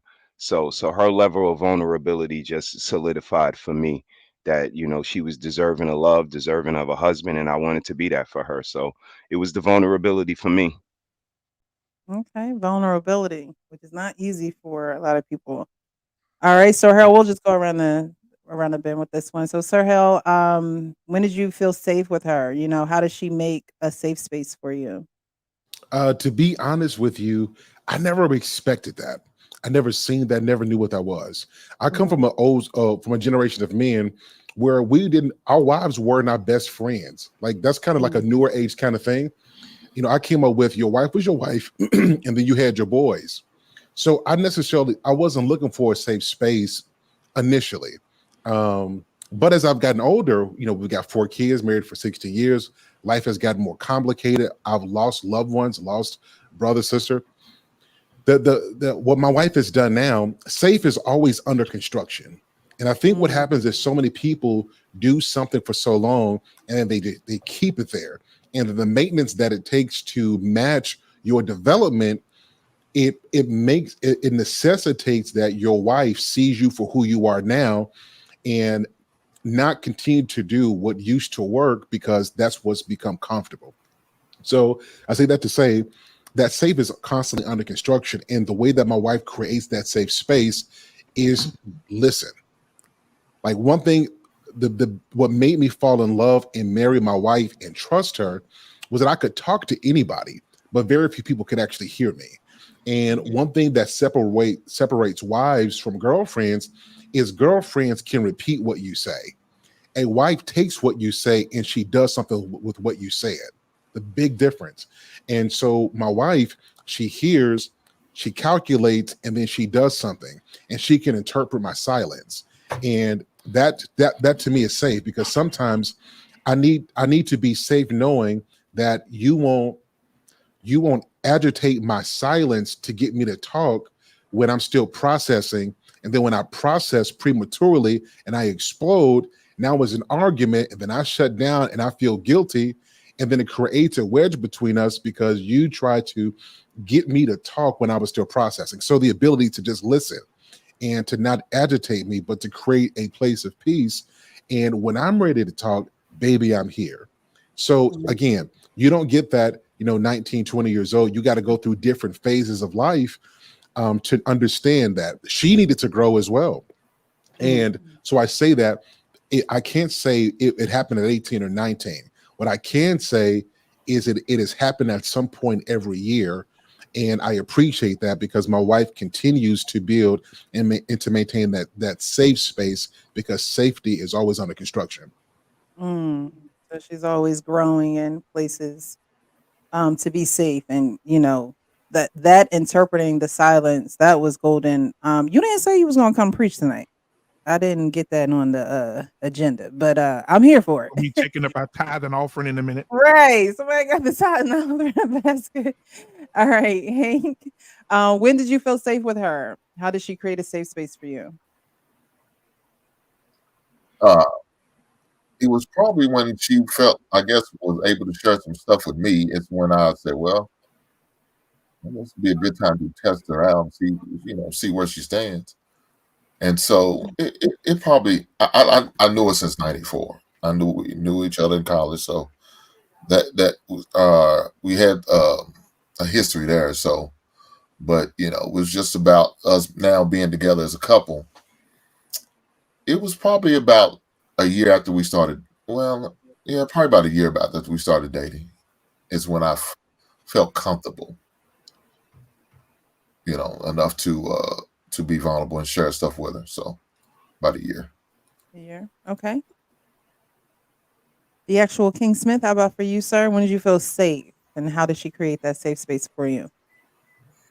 I'm not sure how to answer this one, being that I stated that I was married for 14 years, divorced. I'm currently in a relationship now.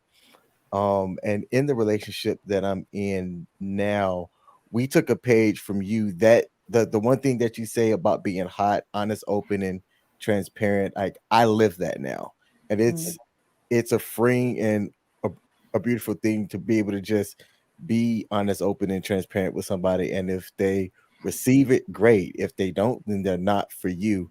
So I don't really know how to answer that question, because I'm living that now with someone, and they're receiving how hot I am with them. So like time will tell. I appreciate the honesty. Thank you. Okay. Ricky? When did you feel safe, and how did she create that safe space for you? When did I feel safe? Yeah, like when did Never, you? never, Oh, okay. never. What do you mean by that?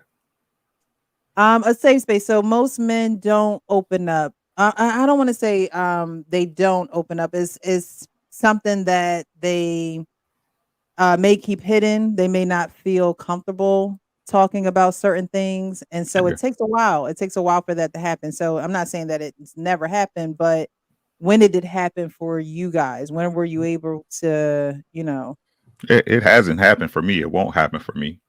Right. Mhm, It happened for her when she realized that I can hold water. mhm, Right. I ain't no paper bag. And when I told her when we first met, if we discussed something between us, I had to prove that too. Right. mhm. But I'm under this is just me and my personal opinion. You guys can knock me if you want.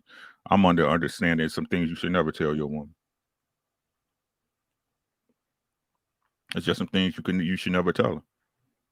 She's gonna look at you different. Simply what it is. I got too much life experience to believe otherwise. Mhm. Simply what it is. Your mama will tear you down if she get into the right mainframe with the stuff she Mm. know. So don't think another woman won't do it. Interesting perspective.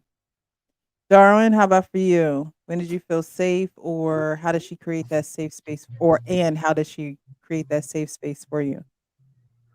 My wife made me feel safe, and I knew I was safe whenever I was able to see and witness her in a cooperative state. She had a Mhm. cooperative nature, which led to her not making rash decisions. And she was reserved during outside conflict, so to speak, Mhm. because it's my job to keep her safe. So any recklessness she had could put me in harm's way. So then my safety would be at stake. So Mhm. her being able to maintain her cooperativeness gave me an ease of mind. It gave me some surety that I was safe because I knew that my wife wasn't gonna just pop off, and Right. then I got to throw myself in front of the bullet. So it kept me out of harm's way, and she let me deal with the issues that require a masculine presence. She was reserved, so that's when she was able to behave like that, and I was able to see that. I was like, okay, yeah, I feel safe. Mhm. I know my woman gonna stay in her lane, and I'm gonna be able to make sure, what I'm saying, everything is put to bed. You know what I'm saying? Mhm. Because I have a way of being able to resolve conflict and issues without violence. And I see a lot of women out here putting that man in harm's way. Some of them getting killed. I don't seen sisters get their brothers killed. Mhm. So yeah, I And don't I think I need to go. I don't even think I need to go on anymore. and I would say that just from hearing you speak, her having that background of seeing it helped.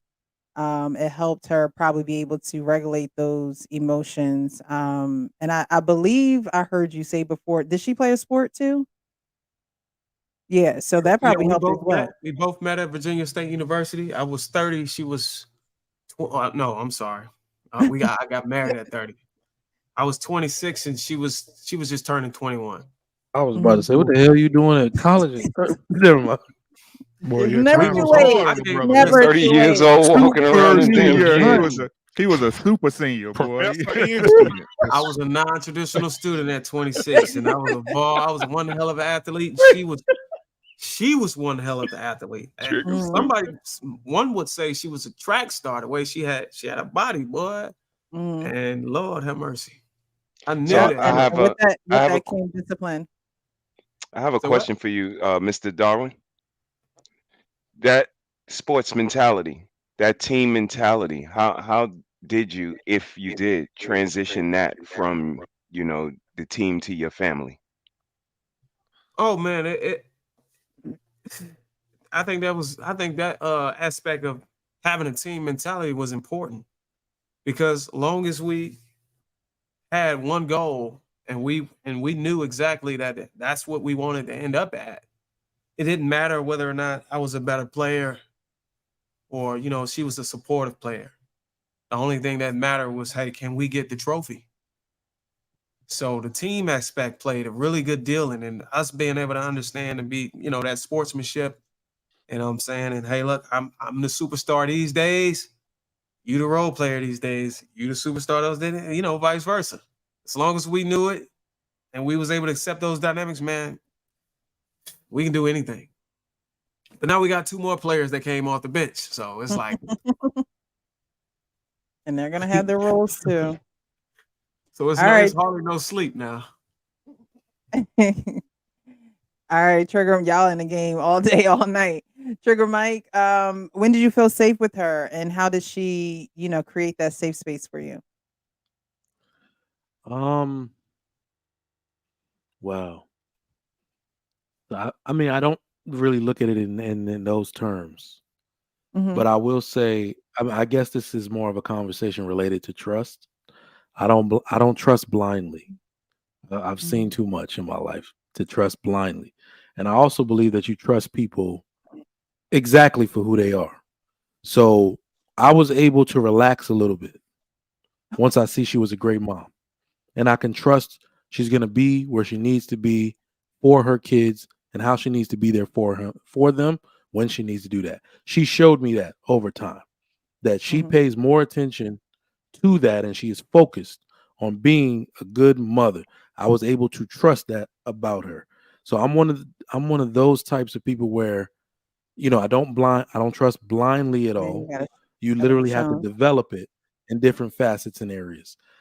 Just like Rick said, there are certain things about myself that I will take to God, I'll take to my father, or I'll take to my boys before I ever think about talking to my wife. So what I do know is over the course of time, what I have trusted is that she started to learn me and my boundaries better. That's all.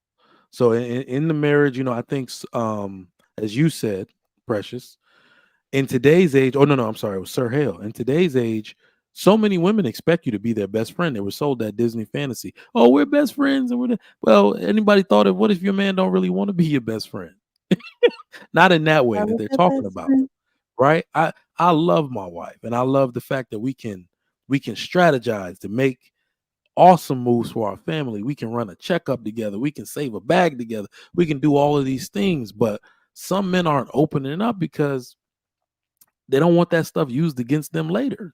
They don't want you to hit them where they're weak. And honestly, to be honest, you know, there are more things that I would look for. I literally don't want to talk, but I want you to sense without words. Hey, maybe I need you to rub my head right now. You know, just let me lay my head on your chest and just do that. But I don't want to use words to get to that point, right? Because I'd rather I'm talking 95% of my issues are solved in my own head before I even got to talk to anybody. All right. So I've noticed that I get more aggravated trying to process, right? Just give it some time. I'm going to think about it. Before but by the time the next morning comes, I've already let it go, whatever it was. Don't need to process that. So most people think because men don't talk that we're always holding things in. But as far as creating a safe space, is I think Sir Hill alluded to it again, is knowing what I need without me having to say it. No. Just be whatever I need. Don't try to talk me into spilling my guts out or none of that. Just be like, well, I mean, shoot, just come here, do it. So I could say that developed over time. That developed over time. Like, let me stop trying to be his healer. He don't need me for that. So yeah. Only Jesus saves. That's what I say. All right, Arpain, how about for you? When did you feel safe? I'm old school. I never even contemplated, being vulnerable for my lady. I just thought the whole thing was my responsibility.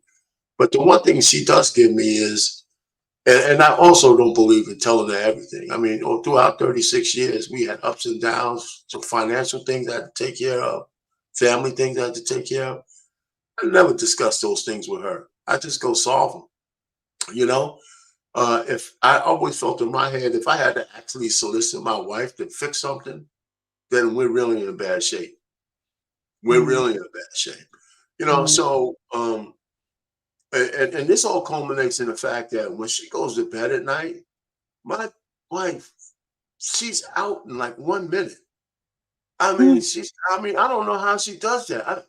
She'll put her head down and she's out. I mean, out. Man, you doing it like that, Arpain? Right, what you doing over there, Arpain? What you got her out?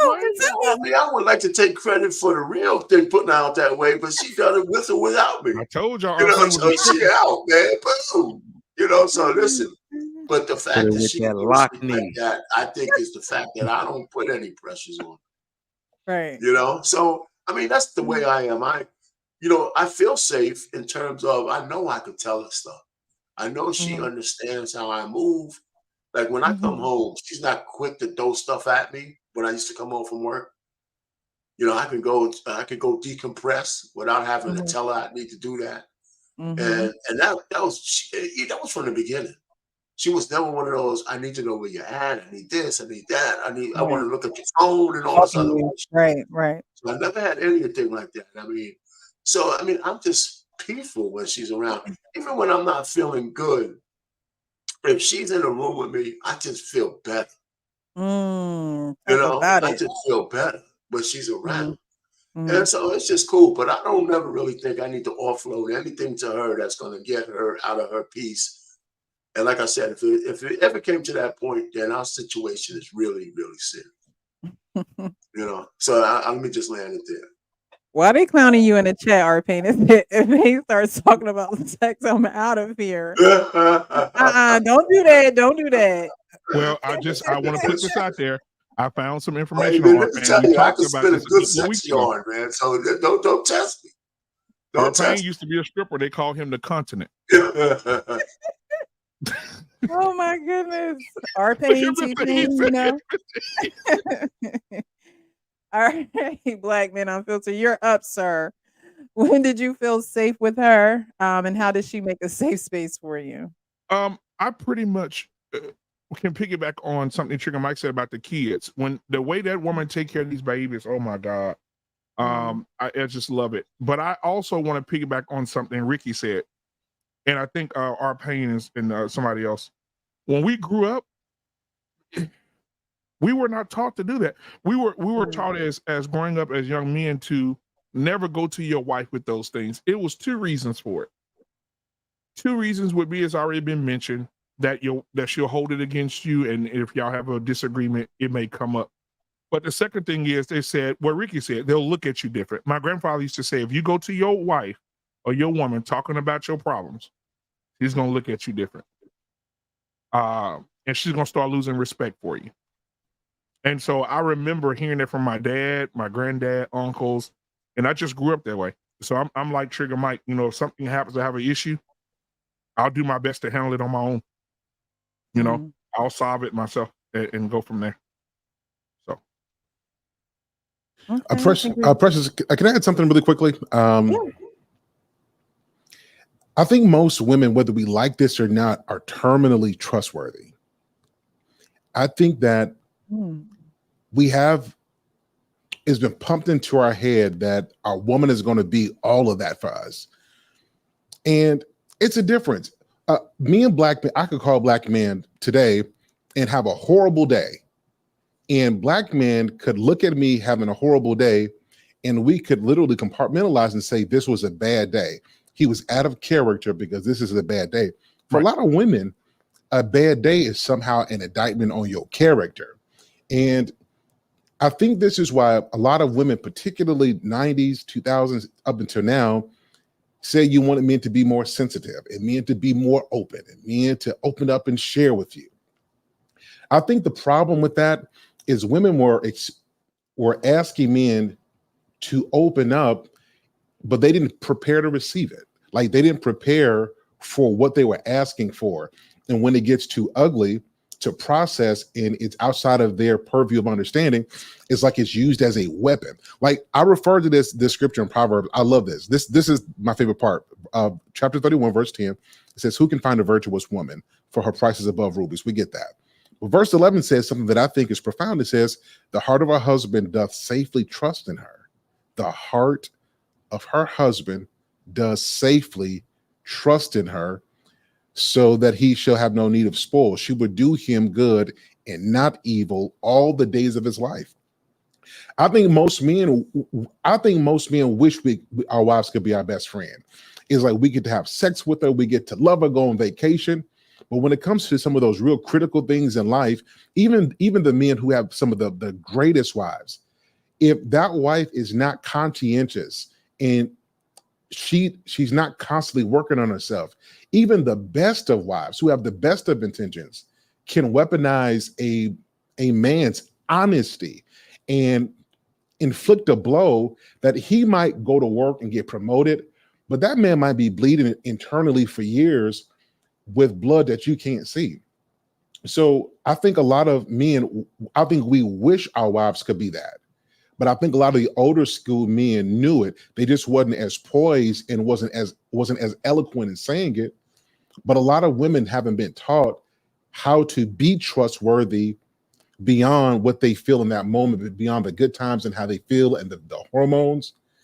And so I think women today, before we ask men to open up and be honest and transparent, like really ask yourself, can you handle his honesty?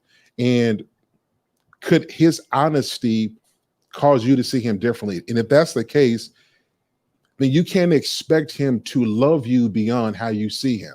Because if his human experience can change how you see him, you don't love him, you love what you think he is. Can't love him past what you accept him as. Woo. That was good, Sir Hell. That was good. Love the idea of you, not you. Simply what it is. Simply what it is. The truth is, I mean, and it's, yeah, I'm sorry. The truth is, like, from, again, this is just my experience, guys. It's my experience, right? It's funny how, to me, how people could have these arguments and have these, actually reiterate the point that women are emotional, that women overthink things, right? So to use Sir Hell's example, it could be something that we're handling within ourselves and will handle, and most women will overthink it, right? Yeah. So instead of it becoming a problem for you, now it's a problem for her, which is going to be double the problem for you, right? Because now you got to get her off the ledge when you could just prevented that by either talking to somebody you feel that's more knowledgeable, that's in your circle, or somebody that you trust as a man, right? Or figuring it out yourself. Now, if you got it, now figuring out yourself does require some more life experience going through stuff, right? Also having the resources to refer to, right? But we solve problems, we don't make them. Yeah. Right. And when you do that, you just making another problem. Okay, I appreciate you guys and your and answering that question, because I like the panel because the perspectives are just, you know, you have some that are similar, but you have some that are different. And like I said, we learning some things about y'all. Y'all in the hot seat for real tonight, and y'all are showing up, and I really appreciate you. What does date night look like for you guys? You know, are you constantly dating your boo? Is it, you know, do you have like a quarterly thing going on, a monthly thing? What does date night look like? Date night. Black Man Unfiltered. What Man. did, well, you just came back from Jamaica, but what Yeah, does how is dating incorporated in the marriage? I think that we got this thing that we do now, and they have this Dallas TikTok page where it shows you a lot of neat things every week. It updates itself to show you different things that you can do. They added to the city, downtown, outskirts of Dallas, Fort Worth area. And so we go on and look, and we just go back and forth, right? So one week I'll pick something, next week she'll pick something, but every Wednesday I have to disconnect from everything. But every Wednesday we make it our date night, right? So we go somewhere, and no matter where, it could be something dinner, it could be a movie, it could be anything. We just make sure we spend that time together on Wednesdays. Every Okay, so Wednesday. prioritizing it on hump day. Okay, Yep, I gotta see be what you're doing consistent. there. I see what you're doing there. On All hump right. day. Come on. Mr. He said, how about for you guys? What does dating look like in the married life? For us currently, it's a living organism. It's Friday typically.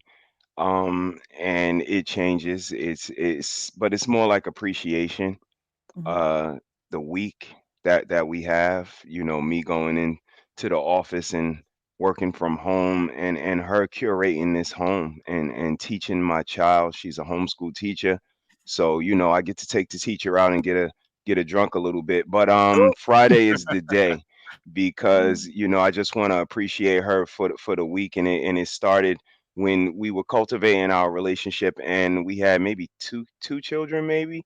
And I would go out maybe for a fight or something that she don't particularly partake in, but when I come back, it's like, I've had infantile conversation all day. Right, I right. haven't had any grown up, mature interaction. And it was a time where she was just like, I would love to be able to get out the house, break the monotony, and spend some time with you collaboratively. And financially, it just wasn't one of the things that we were able to do. But once we graduated to a better position, Friday became appreciation day, and we just want to let each other know, congratulations for making it through a week. And even if we just have one drink, we get a couple of two steps and we go in. We just want to make sure we get outside the house environment so that we can talk, see if we can be a better partner in whatever areas, and get that time. So that's Friday for us, but it's definitely a living, breathing thing. And it's not necessary, but I'm definitely the curator. It's not, she pick, I pick. It's, get dressed. I got some plans and we go from there. So, that's worked out for us so far. And, we are very thankful to be able to do it. I done seen y'all with the karaoke and whatnot. I was like, okay. They in there singing, okay? Yeah, I want to give a shout out to the Sads. One thing I love about what they do is they dance. Like that is so good to me to It's see so couples dance rare. together. What? Like so, You don't see shout that out no to the more. Sads. Love what y'all doing. I'm very similar. We go out to movies and stuff, but I'm up in the game. I'm going to go dancing. I'm gonna look stupid doing it, but I'm going to figure out how to do this thing right and have some fun. Listen to some good R&B music, some good soul. You know what I mean? Some good dance Mhm. music. But much appreciation to the Says. I love what y'all do. Yes. All right, Sir Hell, I mean, you might as well just pick up the mic. What does dating life look like in your marriage? So we do a lot of different things. So like we just went to a movie last night. We went out to a restaurant on Saturday. Mhm. Every week we do something. Whether it's a new restaurant, we go out, we just drive. Like I live like 45 minutes from Oklahoma. So we might just get in there, go down 35. You know what I'm saying? Go, hit Oklahoma. Ain't nothing there but Get that old casinos and gas Cino. stations. Yeah, Yep, yeah, yeah. Cino. Ain't nothing but casinos and gas stations. That's it. Yeah. And but I love riding past the Texas Motor Speedway. That's just like my favorite thing to just do. So, I mean, we just figure out things, and it's really not about the place. It's really just about us being together, and we do that about once or twice every week. Okay. All right. Hank, how about for you? What does the dating life look like? So mine is every Saturday. I love how y'all are really prioritizing dating. You're like Yeah, everybody is every this, every that, yeah, I got mine's for on y'all. Saturday. Nothing. I can't do any social media, nothing like that. So it's Okay. There's strictly rules. about her, spending time with her. So, but most time we end up in my spots. I like to go to a good record shop, a good action figure / Funko shop. But then like we went to like some vintage this thing we got called Nulu Day. So I took her there and they had like booths of local beers and drinks and wines and bourbon and stuff like that. So got the opportunity to go down there and enjoy that on a good Saturday. Well, it's like pretty much like a smaller version of a fair type atmosphere and do stuff like that. We'll go to this little spot we call the Black Jockey Club here, and they got a live band. So we like to listen to live music and stuff like that. And I want to take her to the smoke shop, a cigar. Well, it's a smoke shop, but they really just do cigars. So that's probably the next big outing we're going to do. But yeah, but I'm more of a big fan of live bands. Well, we're both big fan of live music. So, we always looking for the next good concert, within a couple hour drive. We'll go up there, we'll stay the night and come back the next morning or whatever the case may be. But yeah, so we like a live band. It doesn't matter. Good jazz, up tempo jazz, R&B. It doesn't matter. All right. The actual King Smith, how about for you? How does dating look? Currently, it's movies. As her and I both enjoy movies, and we don't enjoy the same movie. There's somebody in the comment that know about the relationship that I'm in that thought that I dragged her out to go see the Expendables 4, which is like an action movie or whatnot. I enjoyed the movie, so did her. Like she wanted to go see it So it's as good. Hey, look, I said it was good, but other people said it was trash. Yeah, But I love the they like took all the characters out, didn't they? that those type of movies where it's just mindless action and stuff blowing up. I love it. Yeah. And you know, it wasn't me dragging her out. She, you know, she wanted to go and see it too. So we do movies, we do football on Thursday nights, whether it's my place or hers. Her and I both support the same pro team, but Who is that? the Baltimore Ravens. Oh, don't say the Bears. And something that her and I were talking about today is we both do content and we do content together. So the pros and the positives about that is some people say you don't want everybody into your business if you're doing content together and you're with somebody, yada yada. But it's an exercise in communication for both of us, and I dig that, and she dig it as well. So there's not a lot of surprises as her and I are talking and sharing things. So movies, football, and doing our content every Monday night. Okay. Ricky, how about for you guys? What does date night look like? Random. Random? RANDOM, right? Okay. She'll come home for her, be like, hey, I'm taking you out tonight. Mm. Right. It could be anything, dinner. We stay a little bit from Minneapolis, so whenever we see like a R&B or something, some tour come up, we ride up there. Take staycations, you know what I'm saying? Just pull up on a Friday, hey, let's go to Vegas. Right. Let's go to Vegas, let's go to Dallas, let's go see what's up. Just spend time together. Live bands up in the cities. Like we do a bunch of different stuff. Like I said, it's nothing set in a set stone because life happens. You know what I'm saying? We have stuff we got to do, work, catch up with you. Them days start rolling into one day. You know what I mean? But when I see time and I got the money looking righteous, you know what I'm saying? Like, hey, we out of here, let's go. And I always try to make sure the money looking righteous. So Hey, don't come to my city and not call me, man. Come on now. hey, man. Hey, come to I'll be in and Dallas, out. man. I'll be in and out of Dallas. I'm telling you, I'll be in and out of Dallas, man. Yeah. But yeah, man, it's just, and we be all down there. Like she got family down in what's it called? It's Mississippi. She got family down in Mississippi. Tupelo, down there in Tupelo. Oh, that's down in the Delta, boy. Yeah, that's Oh, where her have mercy. family at. In the so, Delta? Where yeah, the guy Yep. was fighting about his chicken? Yes, yeah. I'm from the Delta. All Yeah, right, There I'm you go, sorry. Chicken. but we There you go, also Chicken. I'll also want to talk about she had her group of girlfriends. I'm a solo dolo type of guy. I really don't rock with a lot of people because I want people to be friends with me the way I am with them, and a lot of people like that. You know what I'm saying? Mhm. But I also believe in letting couples have a time apart so you can miss each other. You know what I'm saying? So she went camping with her girlfriends this weekend. Her girlfriend she worked with got a camper out in the country. They went out and had fun, had a little pre-Halloween thing,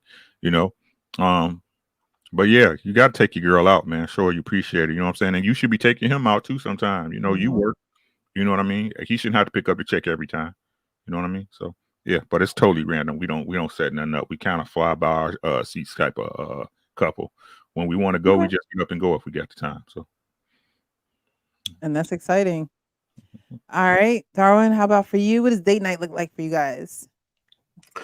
Well, before we had kids, it was, we'll fly out. We'll hit the club, get a section.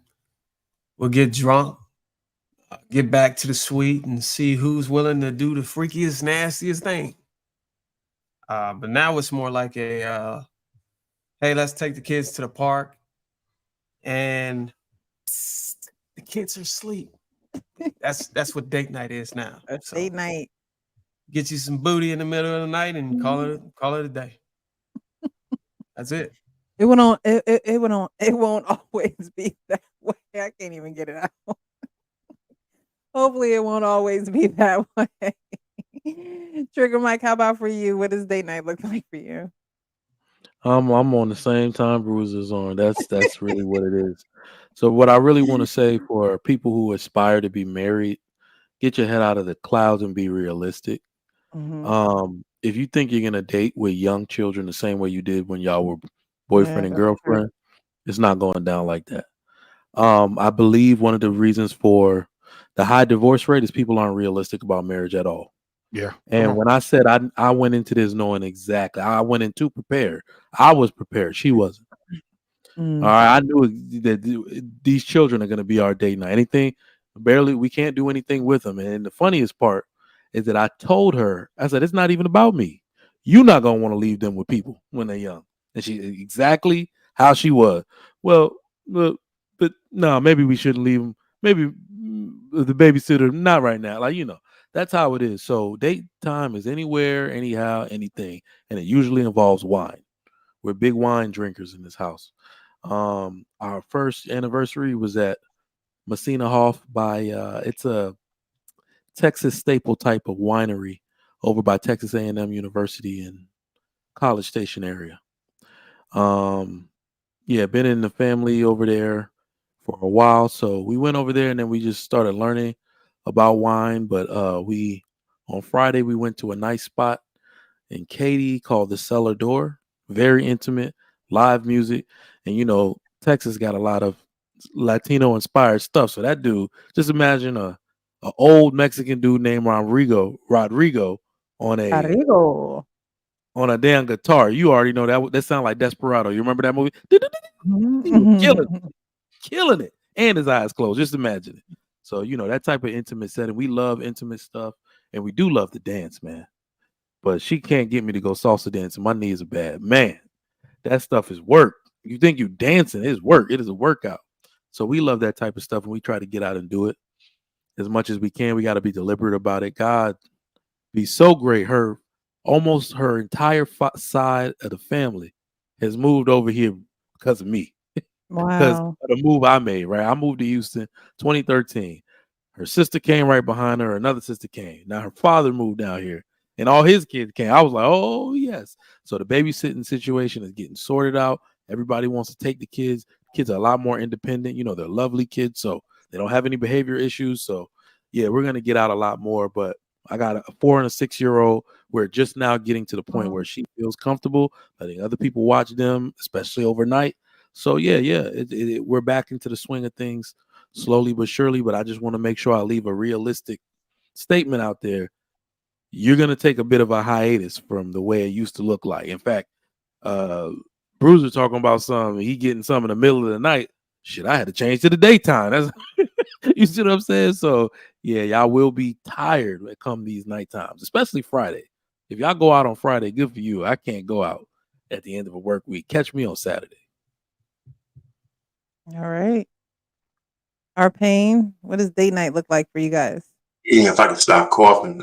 Yeah, we like movies. We do movies, random movies in the house. We got a place where we set up. We watch movies in the house. We'll go out if it's a blockbuster. And every so often, we like going to hotels. We go maybe 4 or 5 times a year. We go to a hotel, stay the weekend, just set it up with wine and all kinds of knickknacks and stuff. Usually the hotel might have a restaurant in it. And so we'll just chill, do room service, have fun, play around. Yeah, and that's cool. You be bringing out the rose petals, our pain. Yeah, well, whatever we want to do. So it's just like just to get out the house, get out of where we are. So we do that on a regular basis. Even when our kids were young, we found ways to always do stuff together. So we still try to do it. Maybe not as often, but we get out of here. We stay in touch. Yeah. Pat, y'all watch them old Charlie Chaplin movies there? What y'all watching? No. We're flexible. Whatever. Yeah. Silent movies. Yeah. That's funny. So we're gonna talk about some conflict resolution. Because a lot of times on our platforms, I know on my platforms, we talk about therapy and counseling and how that could be a great strategy for not only yourself but also your relationship. So, I want to know, did any one of you go through premarital counseling, and how do you guys approach conflict resolution? We'll start with Ricky. Counseling, no. No, no. Okay. No, no, no, no, no, no, no, no. No. Conflict resolution in this house is if you wrong, say you wrong. Mm. It's just that simple. Me and my wife don't have arguments anymore. We passed that point. We have discussions. Hey, you saw that, right? What you mean? Dot, dot, dot, dot, dot. You feel that's correct? Yeah, I think I could. Okay, then. Right? But as far as before, we got into it. Whoever's wrong, admit they wrong. Mhm. You wrong. Don't matter how you feel about it. It don't matter how you looking at it. If we have the discussion and we talking about it and you wrong, you know what, baby, I was wrong. I'm sorry. That was actually one of my questions too. The power of an apology. I don't think we really understand how powerful that is. And a lot of people, especially women, I would say, take that for granted because we don't like to admit when we're wrong. We don't like to. We don't like how that accountability makes us feel. But the power of an apology is strong. It's powerful. So thank you for saying that. I mean, the truth of it, and people don't want to talk about it, is that when you have people that's disagreeable and not going the way it's supposed to go, there got to be consequences to it. Mm-hmm. Because if not, they just gonna keep doing it. No, when we was going through it, it was consequences. It was consequences, and I'm gonna stand on it. I'm gonna stand on it until one of us get it. Because I'm not. Hey, like I said, and the way I feel about the way I approach this marriage is gonna take. You got to kill my mama for me to leave you. Mm. It's got to be something crazy disrespectful because I took it seriously. I take it very seriously, right? So again, if you want me to work on the things that I need to for you, you're gonna have to work on the things I need you to for me. Mm-hmm.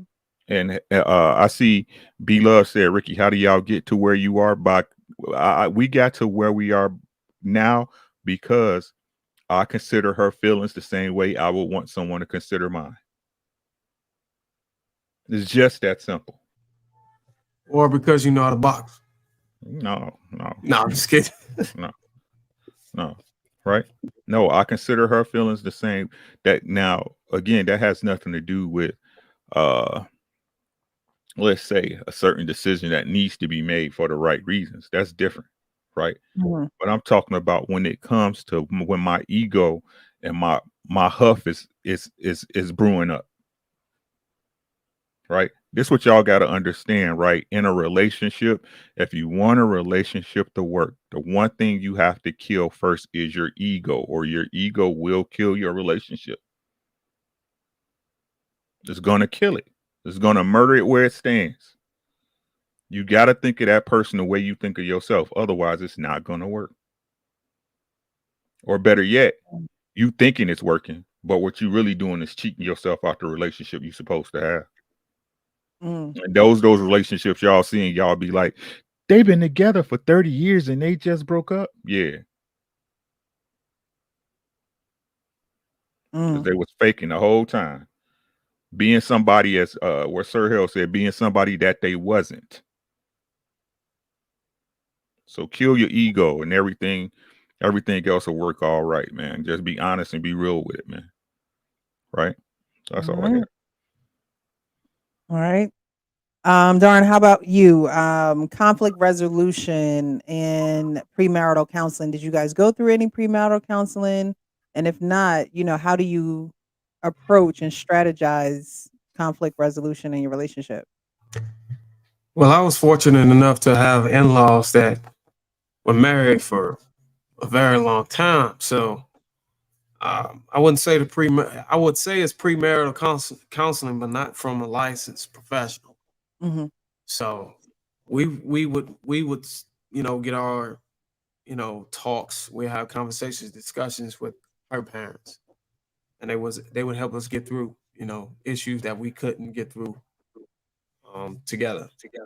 Mm-hmm. And still to this day, they're there. Their doors are always open for us. So we look at them as a resource, so that we don't have to go and sit in front of someone we don't know. No knock on any marriage counselors or therapists or whatever.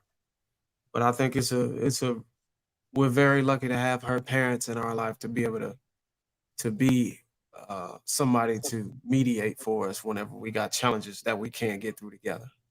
Mhm. So, as far as resolving conflict,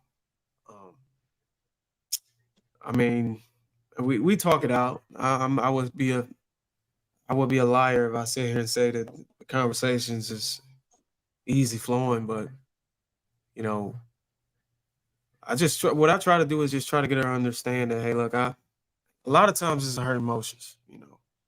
It's not the issue. It's just me catering to how she feel and not just blowing it off.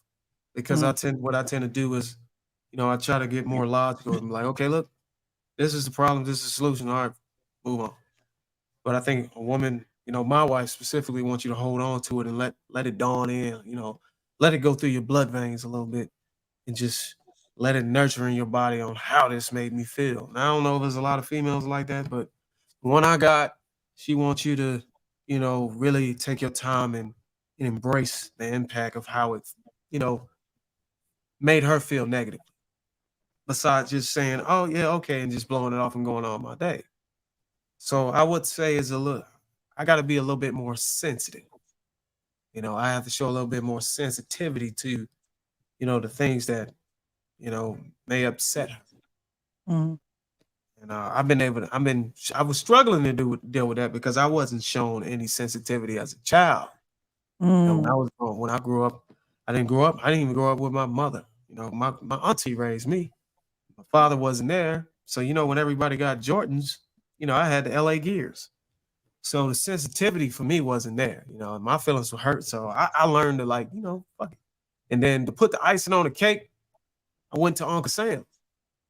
So that make it even worse, bro. Like I was Mm. so I gotta learn how to be able to bridge that gap, to where, okay, look, I can be heartless, but I still gotta cater to somebody else's feelings. You know what I'm saying? Because it's not just about me. Thank you for recognizing that. Because I'm definitely going to ask a question a little later about you guys and your accountability and what you guys can work on. So be thinking on it. Be thinking on it. All right, Trigger Mike. How about for you? Conflict resolution. Did you guys go to premarital counseling, or you said you knew it all. You knew too much. So No. did that benefit you guys, or did you have to go to? She wanted to go. I Mhm. did not see the need for it at first. Maybe in hindsight, it may have been a little prideful, but in the end, I was right. I'm gonna be honest with you. I think with the premarital counseling, all of that came about from people trying to force relationships with people they didn't want to be with in the first place. I remember a lot of family used to teach all of this up front. And if you don't have anybody you can go to ask questions and no example, then yes, maybe premarital counseling for you to get some perspective. But I would say there's a very deep similarity between being a good husband or wife and just being a good person. Do you struggle to be a good person? Then you might end up being a terrible husband or wife. Everything I've done as far as my marriage is concerned, I've done with intention. I've done it with intentionality, and even maturing to the point where I was able to be successfully married for the 5 years that I've, been married. We've had minimal arguments, and for the men, I really encourage you to understand that a lot of that has to do with you. Are you willing to be the thermostat on the wall to say it doesn't matter how hot she comes into a discussion or an argument or anything, she's not going to get that response to keep that argument going? That's really all it is you taking control of your own emotions, your own responses to encourage the best outcome in every situation. Because some people is like, when you and your wife argue, me and my wife don't argue. We don't. I can't really remember very many notable arguments. Everything that even resembles an argument turns into a session on how we can just communicate better to get the goal done. What is it that you want? And I already know I'm the person supposed to make that happen. How about we just weed through all the emotion part of it and get down to business? What do you need from me to make that happen? Once you start communicating on a consistent basis like that with your wife, you are now coaching the woman you are supposed to be with for an eternity on how to deal with situations. I feel like a lot of successfully married people, the wife will tell you she adopted the logic of her husband over time. Yeah, She definitely. just adopted it. You know what? He don't be yelling. I should be that just way. feel they will start to realize it. I mean, can you imagine yelling at a brick wall? You know what that looks like, right? It's just not giving you a response. Eventually, you're gonna have to change your tone, to get a response out of your husband. And I encourage a lot of men to be like that because it is about you. A lot of us have been taught and it's been nurtured in us to just give back the same energy that you get. But no, you got to sit here with this person. You got to be married to them after the fact. You have to give a good example for your children. You got to make sure you keep your voices down when you do have disagreements. So you will learn over the course of time that if you are intentional about not really fussing and getting down to the root cause and the solution of every problem, you will communicate better as husband and wife than you communicate with anyone. Just imagine a team that is solely solution oriented. We don't have to get in here to do anything other than identify the problem so we can solve it. We don't got to argue about whose fault it was. We are just solution oriented. I feel like most successfully married people have that going for themselves in their marriage. Okay. Our pain. Yeah, that's very good, Mike, because I agree with you on that one. I didn't have any counseling either, before I got married. I just was ready for it, but I was ready for what came. But that doesn't mean I knew everything going in.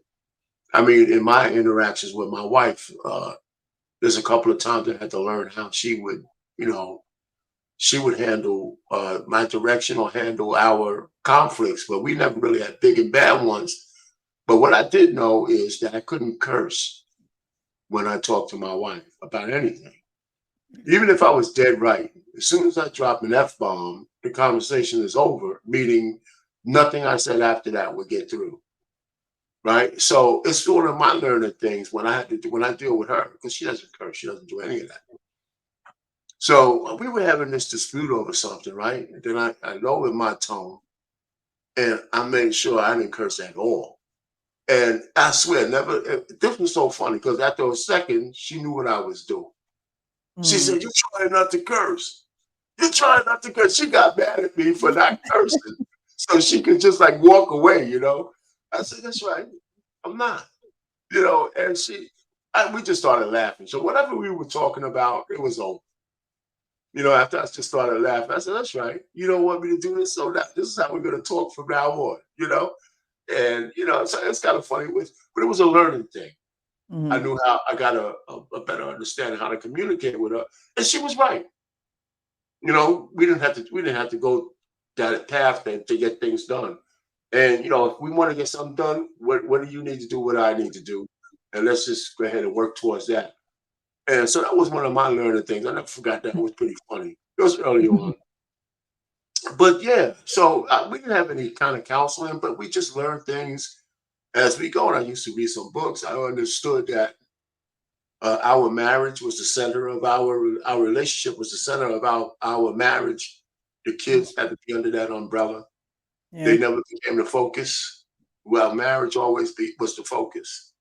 And if we had that together, the kids would just naturally get taken care of. That's exactly what happened through the years. So, I mean, we can go on and on about that, but I never got any kind of counseling. I mean, I've seen other people's marriages, but I wanted to fashion my own. Okay. Conflict resolution, premarital counseling. Where we at? Mr. He said, did you guys go through any of that? Did you experience any of that in the beginning of your marriage? And if you didn't, how do you guys come to the conflict resolution stage in your relationships when it's, when you're in the thick of it? Yeah, no premarital counseling. I believe we're a little too seasoned for that. That was before our time. Mhm. And how we approach conflict is like heavyweight fighters. Mm. No hitting below the belt, no biting, no spitting. I mean, it's the same rules apply because one punch can knock somebody out to the point of death. This marriage could die from a hit below the belt, from one hard blow from one of these 200-pound men, these 250-pound men. So we approach it with the same exuberance as a heavyweight championship fight. And as long as, like our Pain said, we have the words to articulate ourselves, that was really, you know, the crust of the disagreements. When people don't have the words, they yell, they curse, they call people out of their names. And, you know, I was fortunate enough to not to have to do that. The Mhm. missus didn't like that I had the words and the comebacks and the things to say in retort, but that just, encouraged her to work on her vocabulary, the way she expressed herself. We became, very communicative in regards. So I think it's just that bar, that level of understanding, that level of compassion, and I agree with everything all of the gentlemen said, but we just approach it with a certain respect for each other. Hank says protect yourself at all times, and that's what we do. And we were individuals before we came together. You deserve a certain level of respect. I Yeah. shouldn't be calling you all kinds of out your name B's and H's and then expect you to put those same lips and use these same lips that I called you all of that to do something extra special later. It's insensitive, it's disingenuous, it's a lot of that. And when I'm you have loving it. respect for yourself, you will not allow someone to do that. So, that's the standpoint that we take, and we've always addressed each other with that respect, and it's worked out so far. Mhm. Okay. Hank, did we do conflict resolution and premarital counseling with you? I don't think we heard from you on this. No. So as far as premarital counseling, yes, I recommend it for us to do it because I know we both came from a broken marriage, so I don't want neither one of us to repeat the same things that caused issues in a previous marriage. Is the main reason why I recommend it for us to do such thing. Now, as far as family, and I don't believe in family getting involved in a marriage at all. They should have, once we get married, their input is no longer needed or necessary. Because at the end of the day, it's between me and her. And we got to fix it. It's a circle of two, not a circle of 3 or 4, and everybody else is not going to mess up my stew. You get to putting a lot of hands in my stew, going to fuck up my stew, and you're not going to fuck up my stew. So we're going to cook together. We're going to work this thing out. If we need a third party, we're going to go to counseling. That's what we're going to do. If we need a third party to come in, we're going to go to counseling. Because what I don't like is you go to my parents are already biased towards the son, me. Or if I go to her family, they're already biased to her. So how am I going to get an honest assessment? Are we really not? Because they're going to look, well, I don't want my daughter to be hurt. So I don't want to really hurt her feelings. So I'm not going to really tell her shit stinks. Even though it does, but I'm not going to tell her that. So I can't do that.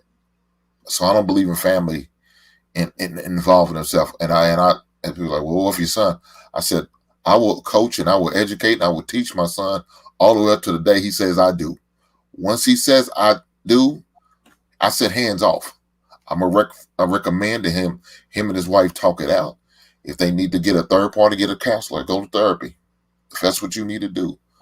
But I'm not going to sit there and tell you how to run your marriage because at the end of the day, that's going to be your decision. Because guess what? You come to me, I'm going to look at her sideways, feeling some type of way because I heard about what she did or what she said to you or how she treated you. Mhm. I'm at the family reunion. Now y'all all fine and good, but I'm still feeling some type of way because I feel like she totally disrespect you. Hey, Yes, sir. The question was premarital counseling and how do you handle conflict and conflict resolution?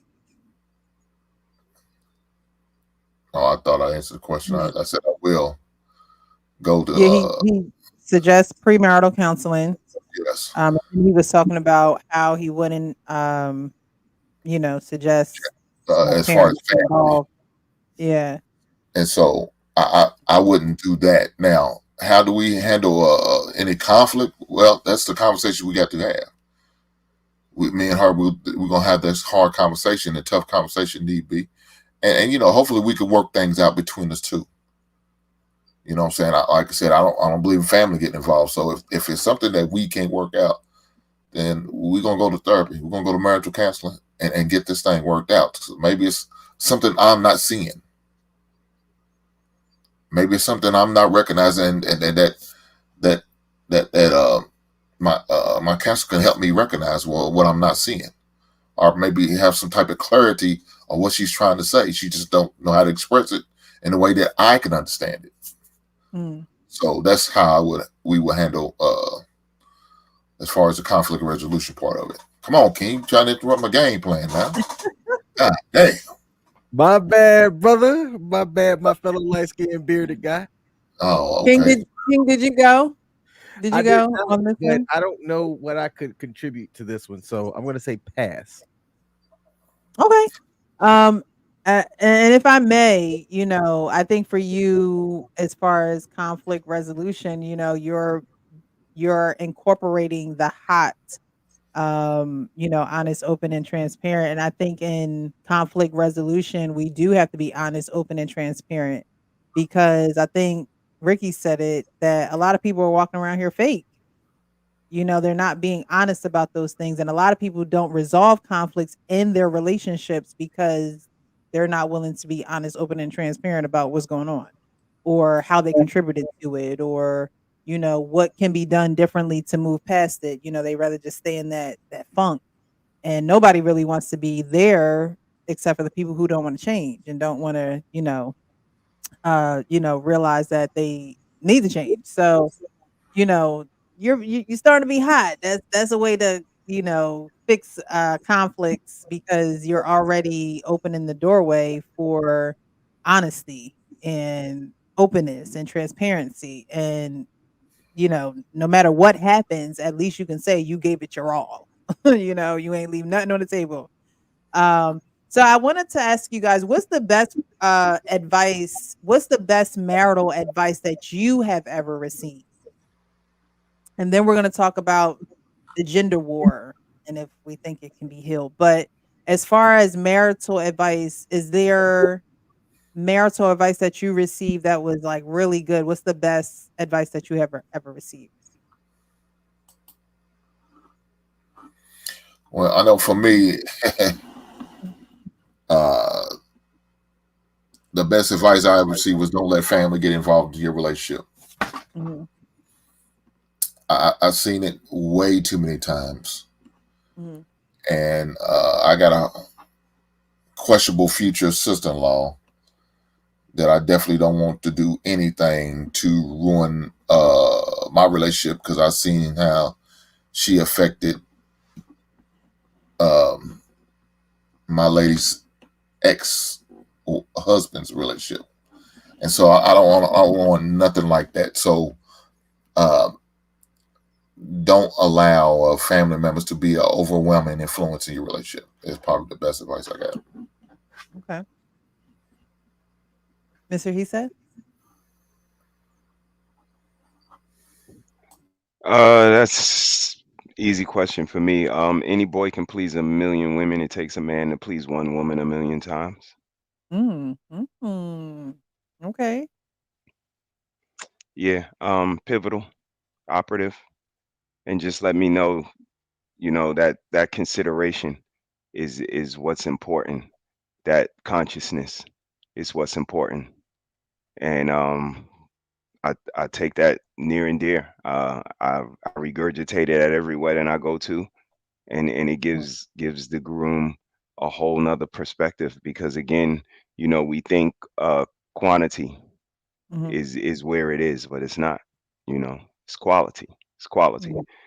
A lot of reform man whores on the panel. We all have our experiences and our walks, but how many of us have practiced saying no? I told you I was a sports person, so I went to an all white college. Don't like white girls. I had a lot of practice saying no. Girls in my neighborhood that I just wasn't No. So it became habit. It became now I'm looking for reasons to say no.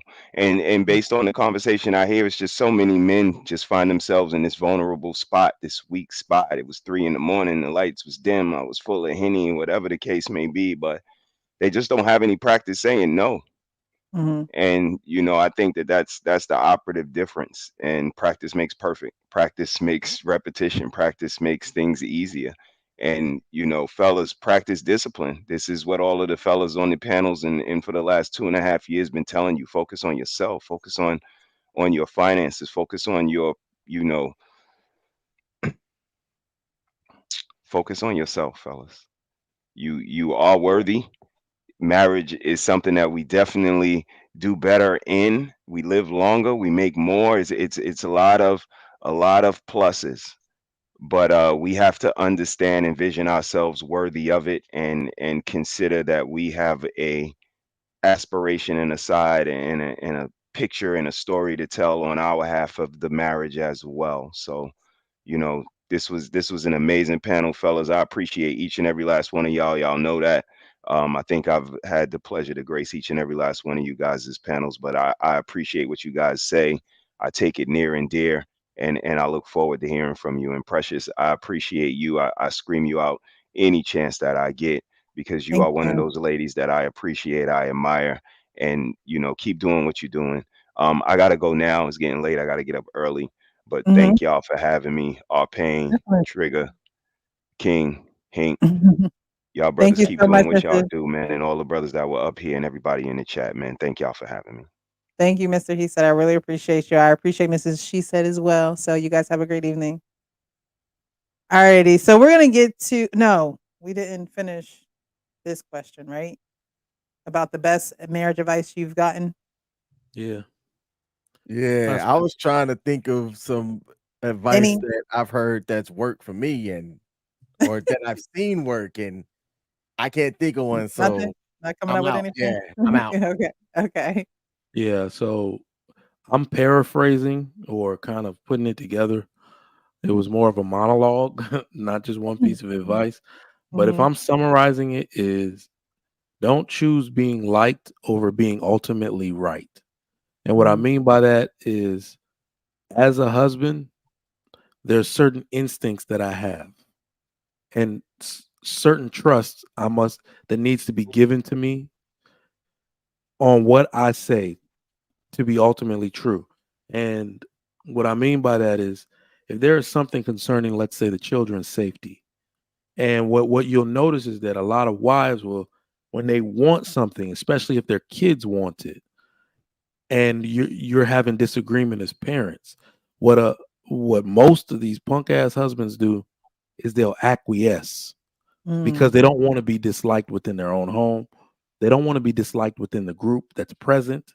They want to be the cool dad for a moment, knowing that you might have just put your kids in danger. Know that this is not the most safe situation for them, but because you don't want to be the one person out of the group that says no, you just go ahead and acquiesce and somebody gets hurt. So it's a bad feeling to feel that the first few times it happens. But basically what the person was telling me, don't be no punk ass daddy. Doesn't Mhm. matter if nobody agrees with you.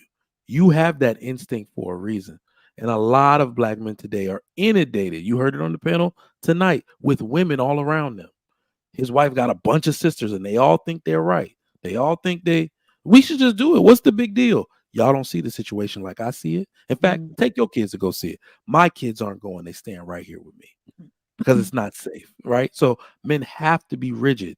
Trust your instinct and don't choose being liked over being ultimately right. If you know and you have that intense feeling that this is the direction I want to take my family for this reason, and you know you can't be moved on it, then don't move.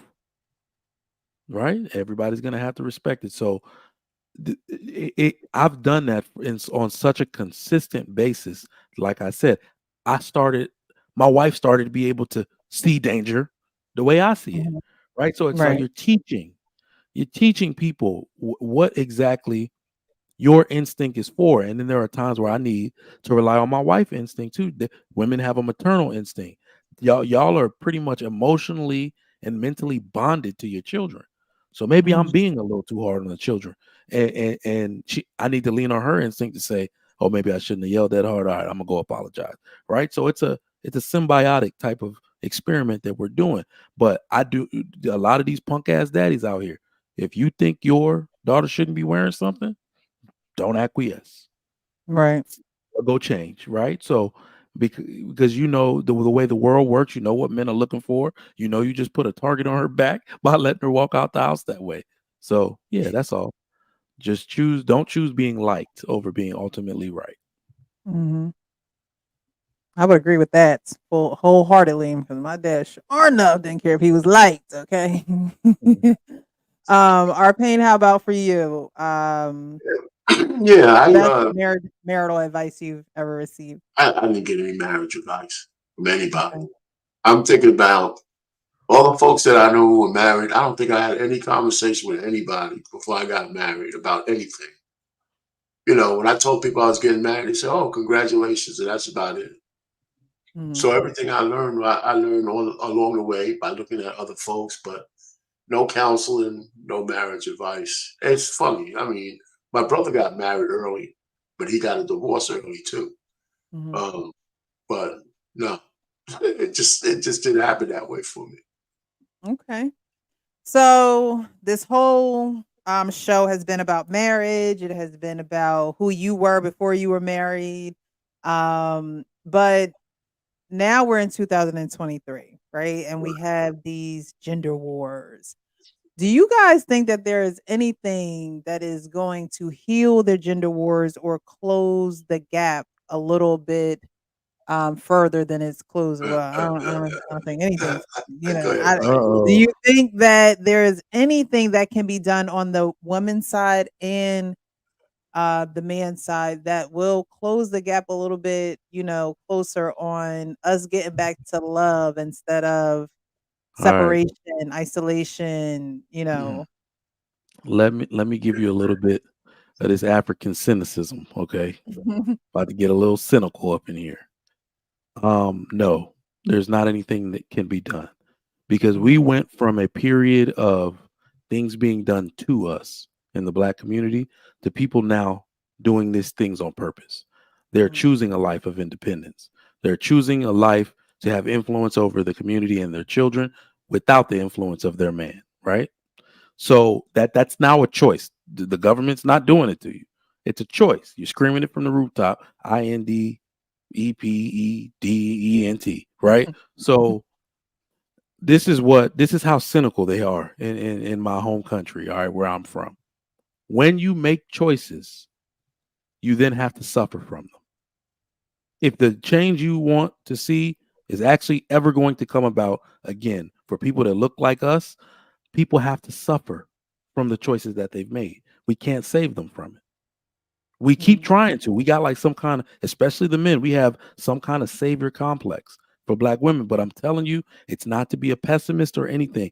These choices that have been made, that we people behind that are coming behind need to see it play out the way it's supposed to play out. Unfortunately, we need to see the women who said, I don't need a man, go without one for the entirety of their life and suffer through whatever that brings. You need to have that happen. So the people that come behind them be like, not me. Remember, society always corrects itself.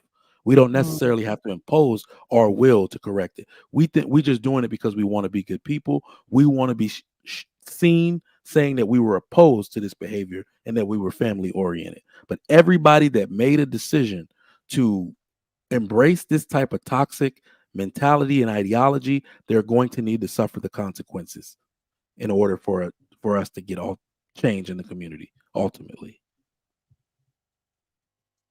Okay. Anybody else? What do you guys think about the gender war? Will it ever be No. any peace? Or at this point, it's Go finish. the survival of the fittest? Well, it's funny. When I look at it, there's no end for the gender war for the people who still want to keep fighting.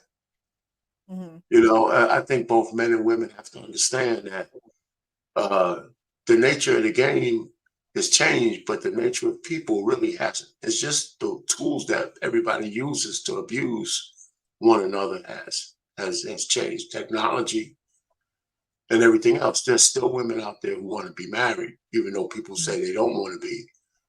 And there's still men out there who want to get married, even in light of being destroyed in like divorce court, family court, and that kind of stuff. So those two people, those kind of people are still looking for each other. You know, I mean, I've seen some weddings just happen recently. Hick wants to get married. He knows all the stuff that's going on out there. So the point is, it depends on what you're focusing on. So the folks who want to stay at war, war. You know, so, but in the folks who are upside down and understanding that you can't ask for traditionalism if you're not traditional yourself. You know, and that usually falls more on the woman's side. They want traditional men, but they don't want to be traditional wives. And that's the way that finger points. And then there's men who bought into this fact that, you know, the bad word of 50-50, right? I mean, men and women have to, in our economy, it takes 2 salaries for the average person to make anything work. That's not 50-50, right? That's just 2 people working together to accomplish a goal, a mission, to move up.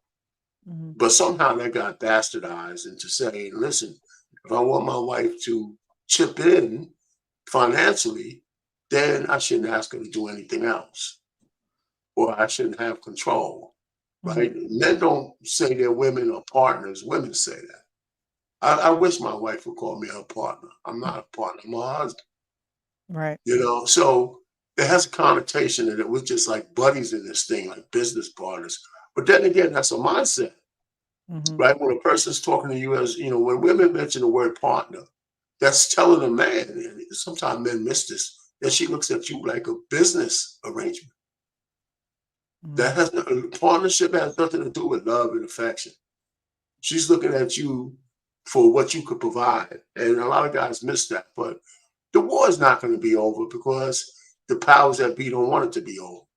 And until things start to change, until the economy or the country is completely destroyed, then they're going to start taking away those gifts that they give or have been given to women to force them to be more active, to need men more and make that more evident, right? Because we need each other, but women definitely need to have the cover of the man. It's hard being out here. And a lot of women are starting to say that, but it's already after they recognize that they're going to be alone.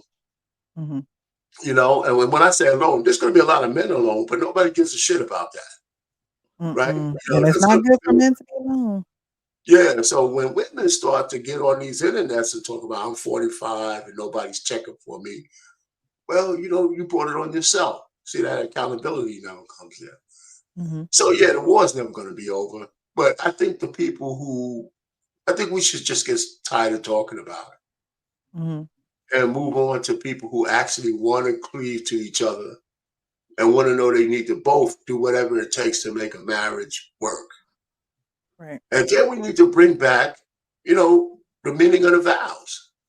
If you get married, you got to believe in the vows you're taking or else don't get married. You know, so I'll leave it there. I definitely agree with that. That's why I wanted to make this into a series. But tonight I wanted it to be just straight talk with you guys about marriage and, you know, how you view it, how it's going for you and what you do, you know, to sustain it. So I definitely appreciate you guys being on the panel. King or Hank, did you guys want to talk about this gender war? What do you guys think it's going to end up being? Are we always going to be in this gender war situation, or is there light at the end of the tunnel? I don't think there's light at the end of the tunnel. I also don't have a solution. I came into it myself coming out of my divorce asking like what in the world happened, like what's going on, why are things, you know, set up this way. The person who I'm with now, I always joke and say that it was a warm lead essentially because it was somebody that knew both of our values that had put us together. But looking at other people's situation, man, it's bad from what I can see. And I don't know what turns it around, barring like something like major. Hmm. Okay. Uh, yeah, some you know, it's got to be willing to take some L's. Nobody wants to take an L. Mhm. Pride won't let them. I mean, I think Ricky said earlier, you know, pride will kill out your relationship, and I think that's what it has done. That's why we're in this position now, as far as a gender war, because a lot of pride is on the line. They you know, some ladies don't want to feel like they're being controlled by a man. That's why that word is submissive is so it's like kryptonite. Yeah, Right. it's just like kryptonite, and it kills them out. So they're not trying to hear that. But with that submission you're gonna get from a woman, you a man has a lot to weight and obligation and things to carry with that. Now, as men, you got to be able to do it. You, if that's what you request, man, she's putting her trust in you. That means you can't let her down, and it means if you let her down, you better figure out how to get it back together. You know, come to her with a bit of, hey, baby, I apologize. I made a bad decision. I made a bad investment, but I will get us back on track, and we'll be better than ever. And you got to be open and honest about it. Hmm. You know what I'm saying? You can't just sit there and try to be sneaky and hide it and be deceitful and think it's going to go over. It's not going to go over too well, because if that shit backfires again, she's going to wonder, well, how did it get this bad? Well, it started with this. Why didn't you share that with her? Why didn't you let her know so she could maybe help you, maybe bring some suggestions to the situation? Instead of, you're bragging away, oh, I can do it all myself. No, sometimes you can't. Even as a man can't always do it himself. Even a man needs help. Whether he want to admit it or not, he needs help. So I think we both got to make some type of sacrifice. Who's going to be willing to the knee and have the conversation? You know what I'm saying? Come to the table in good faith and let's make this negotiation and go from there. All right, so we're gonna hit on final thoughts, but before we do, I want to read some of these super chats and some comments here. So Henry Resilient says any man getting married from here on out deserves anything that happens in their inevitable divorce. Henry Resilient. I actually seen him on The Lead Attorney. That's my Um, guy. Yeah. yeah, He is going through a nasty divorce, yeah. and this isn't no secret. He's Mhm. a content creator as well, and Yeah, yes, his view is that he is not doing it again. yeah. Well, wish you well throughout those proceedings and whew, the ripping of souls. I always say divorce is the ripping of souls. So if you can do it once and one time only. Sean Bolden says, I asked before, it sounds like your wives. Did your wives shape you, or did you shape your wives, or both shaped each other? Who needed the most balance at the beginning? Did you guys want to quickly answer that? I don't think you can possibly be in that long of a relationship without shaping each other. Right. And it's going to depend on the couple. Like I think I laid it out very clearly. I'm the one who came, from the two-parent household with the example. She needed a lot of balance, but then I had to realize that I was too rigid, too stoic, too, immovable on certain things. And it also comes in a point where you don't want, if you care about your companion, you don't want to bulldoze them. You actually want them to have stake in the things that you're doing as a family, right? So, I made most of the, I'm gonna say, the great decisions in this house, but it even felt good to have to bring my wife along and have her make it seem like she gave me her hand willingly to come along rather than me grabbing her arm and pulling her to come along, right? So yeah, you definitely are going to have times where you feel like you're shaping each other, and especially as you start to form what I call your family identity, right? So everybody can imagine those older Brady Bunch type shows where the family would either have the name on the mailbox or on the carpet, right? You're going to develop a family identity. So you're going to, the funny thing is, you talk about shaping your partner. My wife uses most of my catchphrases now. She don't even know it. She'll Mhm. deny it if I told her, but she says things, makes facial expressions, and does. I'm like, oh, this lady thinks she's me. Who does she think she is? You know. But yeah, you're absolutely gonna rub off on one another like that. All righty. We're going to go on to the next comment because I want you guys to speak to this. Eve says, I'm scared to get married. So, what would you tell the woman who says that she is scared to get married? She I'll needs tell to her be she more should be. specific on what she's scared about. I'll tell her she should be. No, she needs to be. She got to be specific on what you're scared about. Because No. I don't see any real downside for women to get married. Not these days. You know You what, know, Payne? you know. Well, look at all we talk about on these shows and these panels. She should be afraid, not just of the men. Afraid She of should what? be afraid. She should, Lord, think about it this way. A lot of women need to be afraid of their own decision making. A lot of them don't make good decisions in partners. And really what I think some women are crying out for help is, I need to break a cycle. Like, think about it this way. Most women are charging men with the experience one man or one style of man gave them. And they keep going back to that same dude. They keep going to, the dirt, the dirt to find good men. But, and when they say they're afraid to get married, it may not have anything to do with men in general. It could be something like an introspective style statement. No, from that standpoint, I agree with you. And that would be like, but a woman would never admit that. They would never admit to themselves that they're scared to be married because of the choices they make. When a woman asks, I'm scared to be married, she's thinking that a man's going to do something to her. Right? So, yeah. But like I said, what you said is true, right? If they're not going to, look at a man for that and be, a trauma bond with a person or the lowest common denominator, man, yeah, they should be scared. So I agree with that part, but that's not what she said. True. I think we just gotta interpret. Well, look in the words of my man, the great Aaron Hall. He said, "Baby, don't be afraid. I'm not gonna hurt you." That's what he said. Baby, don't be afraid. Don't be afraid. No, not the fast version. Oh,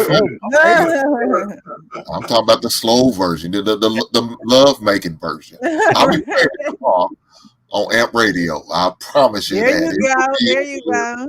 It will be in the rotation. But no, all serious note. Look, Eve, don't be afraid. Don't be afraid at all. Look, it's a chance you taking. Life is a risk, right? You gonna roll the dice, and if you do what you need to do, and as far as vetting the man and sending him to your father, hopefully you have a good relationship with your father and allow him to have the conversation with him and cipher through the BS. You know what I'm saying? And then let him, and hopefully he's a good trusting type father. You'll trust what his decision is, and he'll send you back and he'll give you the head nod for yes and a head shake for no. And like, this ain't the one, and keep it moving.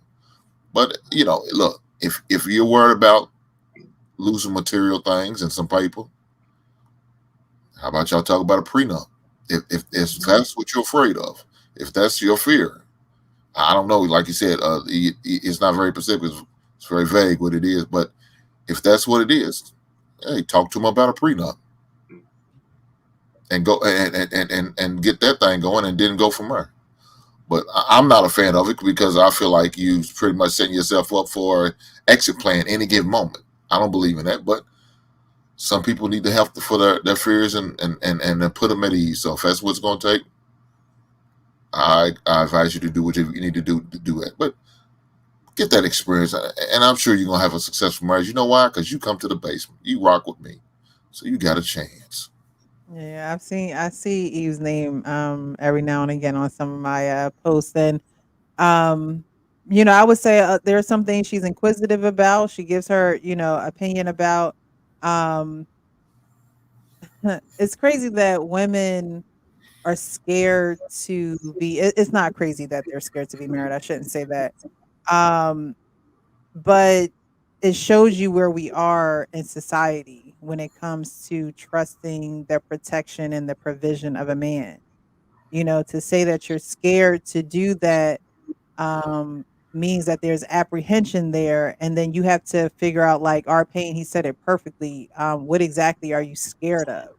You know, we have to get to the root of those things and be honest about those things, because if it's you, you know, and it's not even the other person and they're not even in the picture yet and you're scared of that, you have to, you know, unravel what the fear is, you know, because with him being in the picture, your fear is going to bleed over onto him, and he's gonna be able to sense that and know that there are some things that you're doing out of fear.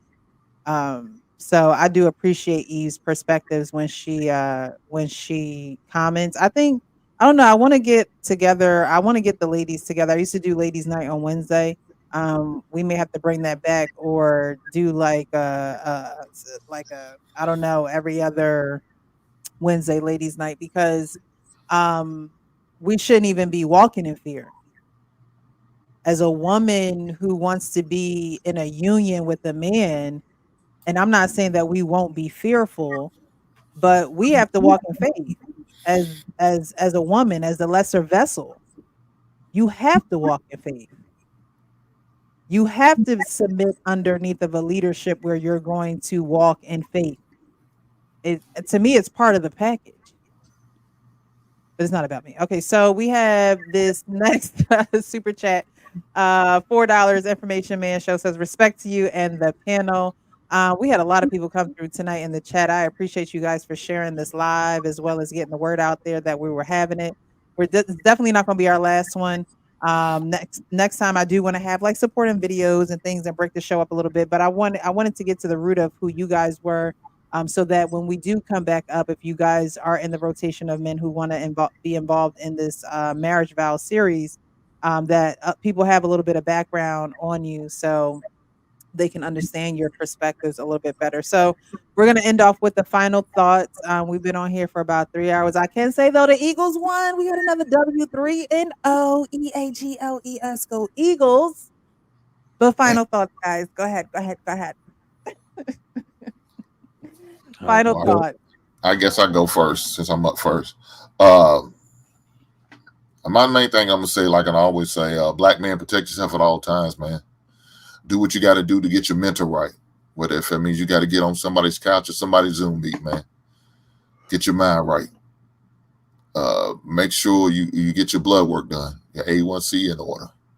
Heart disease and diabetes, two of the most biggest killers amongst black men. So make sure you get your doctor visit, man. Do what you have to do. Don't skip out on that. Don't be afraid to go to the doctor and get checked. If something don't feel right, make sure it's right. Go to your doctor, have that good, wholesome, honest conversation, and then go from there. Another thing, a man of my age and Brother Payne's age, we got to get our colonoscopy and our prostate checks. It's a must.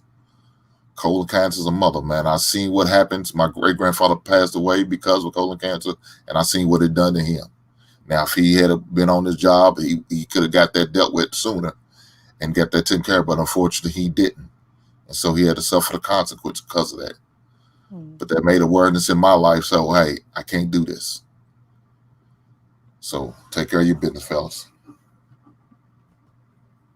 Your business, All fellas. right. Okay. Yeah, I'm gonna go ahead and Oh, okay. You want me to go first, Mike? So you know, so you're gonna be well, man, as profound, huh? No, I'm gonna be real quick. Thank you for having me up here, Precious. I gotta go, but this is one of them ones, man. This was a really dope conversation. Y'all see how mellow the fellows are, and I'm soaking up all the experience, because one of the things I want men to know is that you're never done learning.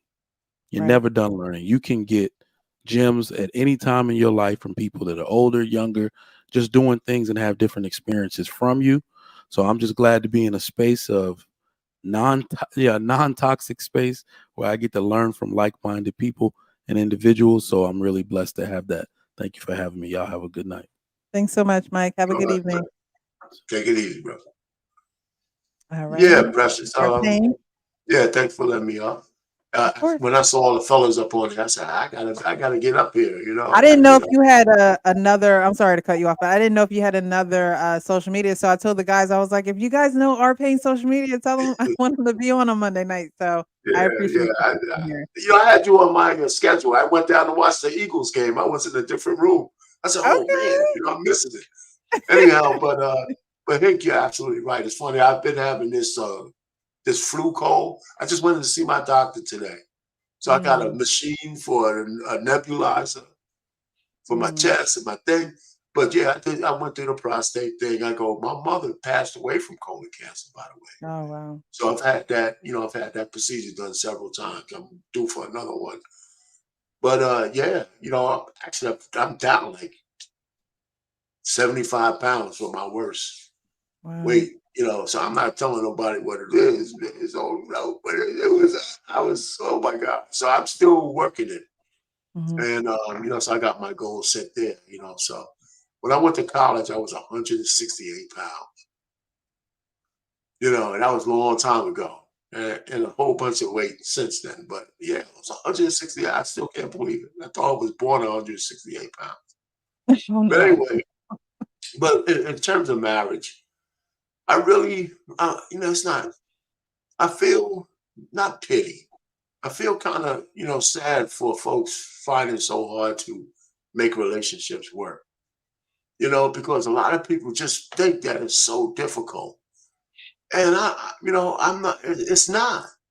It's a choice. You make this choice, right? You Hmm. take these vows, you make the choice. If you make a choice like that, why would it be so difficult to stick by the choices you made unless you allow all the outside forces to infiltrate what you're trying to do?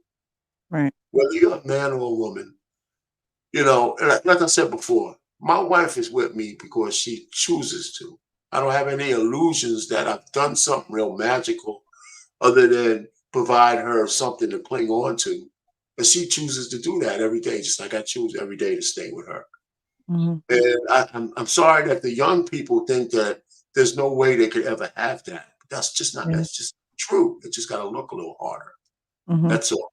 But anyway, so I'll just leave it there. There's love out there. You might have to compromise a little bit more, especially if, let me tell guys, even if you were paying all the bills, you still want you're still going to have to do some other things around the crib. You can't just expect your wife to do everything, especially if you have young kids and she's chasing these young kids around every day. That's a job. Hmm. They'll be Google Gagaing and she don't have no adult conversation. You got to provide that when you get home. So every so often you got to give her a break. And even if you work, so I mean it's one of those kind of things. So anyway, then we Yeah. can have a conversation about that. Well, So I really do appreciate you guys thank for coming up, for sharing your perspectives, for being hot, honest, open, and transparent. I learned some things about some of you guys. Like I said, I've been on this YouTube journey and I've had um, just the pleasure of sharing panels with you guys coming on my panel. And so I think we all share, the same, if not vision, at least direction. And I think it's important for us to have these conversations so people can know that it's real. People can see what the real relationship is like. Some people do have the date nights every week, whereas like Ricky was saying, hey, we're a little bit spontaneous. We may have it, we may not, but we gonna do it. It may not be weekly like everybody else, but we still gonna do it. We're still gonna incorporate it. And you saw that around the whole panel, how there are certain things that are priority. You saw everyone didn't come from the same background, but you made the best out of what was given to you. And so I appreciate you guys. Like I said, I do respect you guys.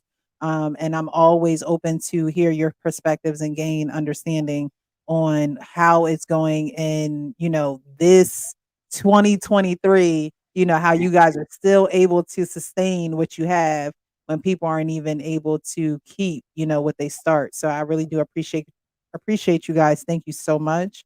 And like I said, I do want to do a series of wedding vows and how we talk about the importance of the wedding vows, because most women, they want that wedding, they want to walk down that aisle, they want to look good, but the marriage is a different story. And so, I want you guys to be able to dive into that too. And if your significant others, your wives, your boos want to come in and shed some light too, the panel is always open for them as well.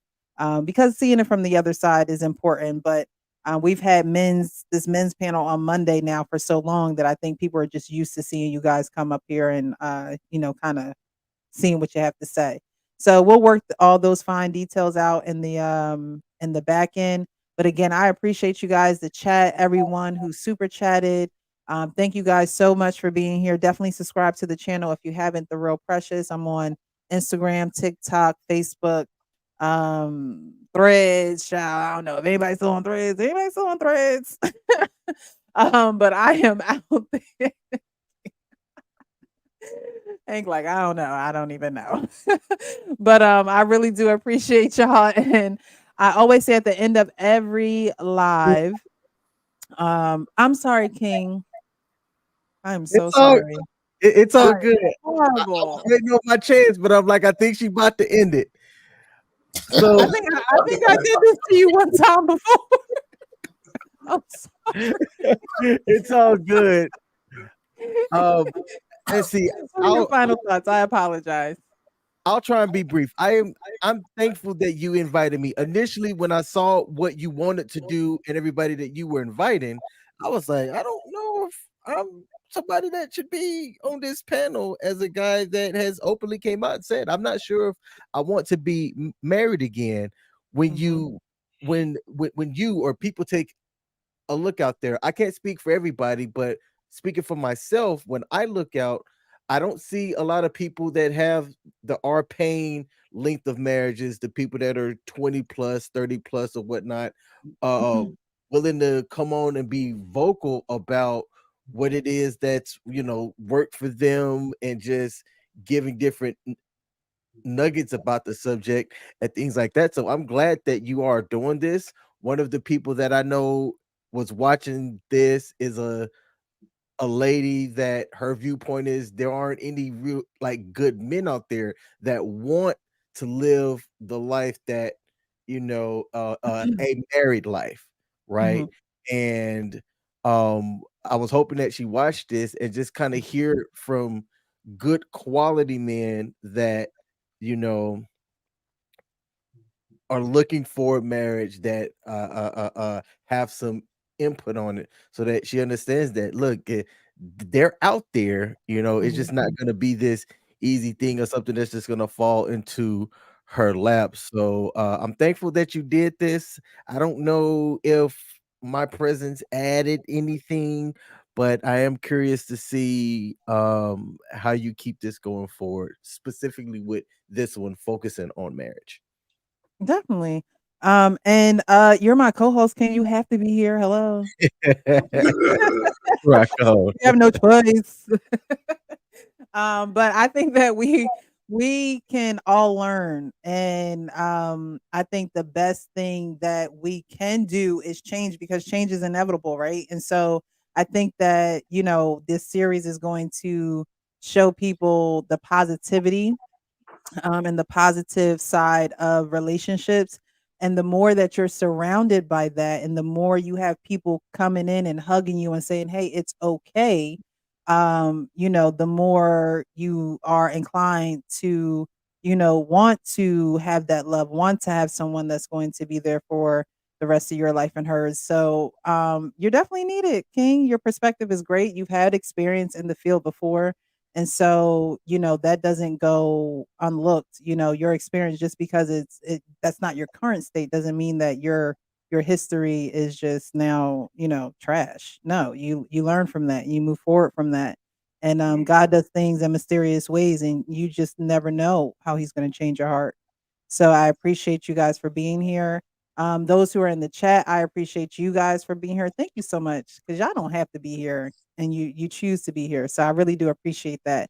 And I always say at the end of my lives, guys, be real with yourself so you can be real with others. We're going to get out of here. You guys have a great Tuesday. Have a good night. All right, you too. Thank you.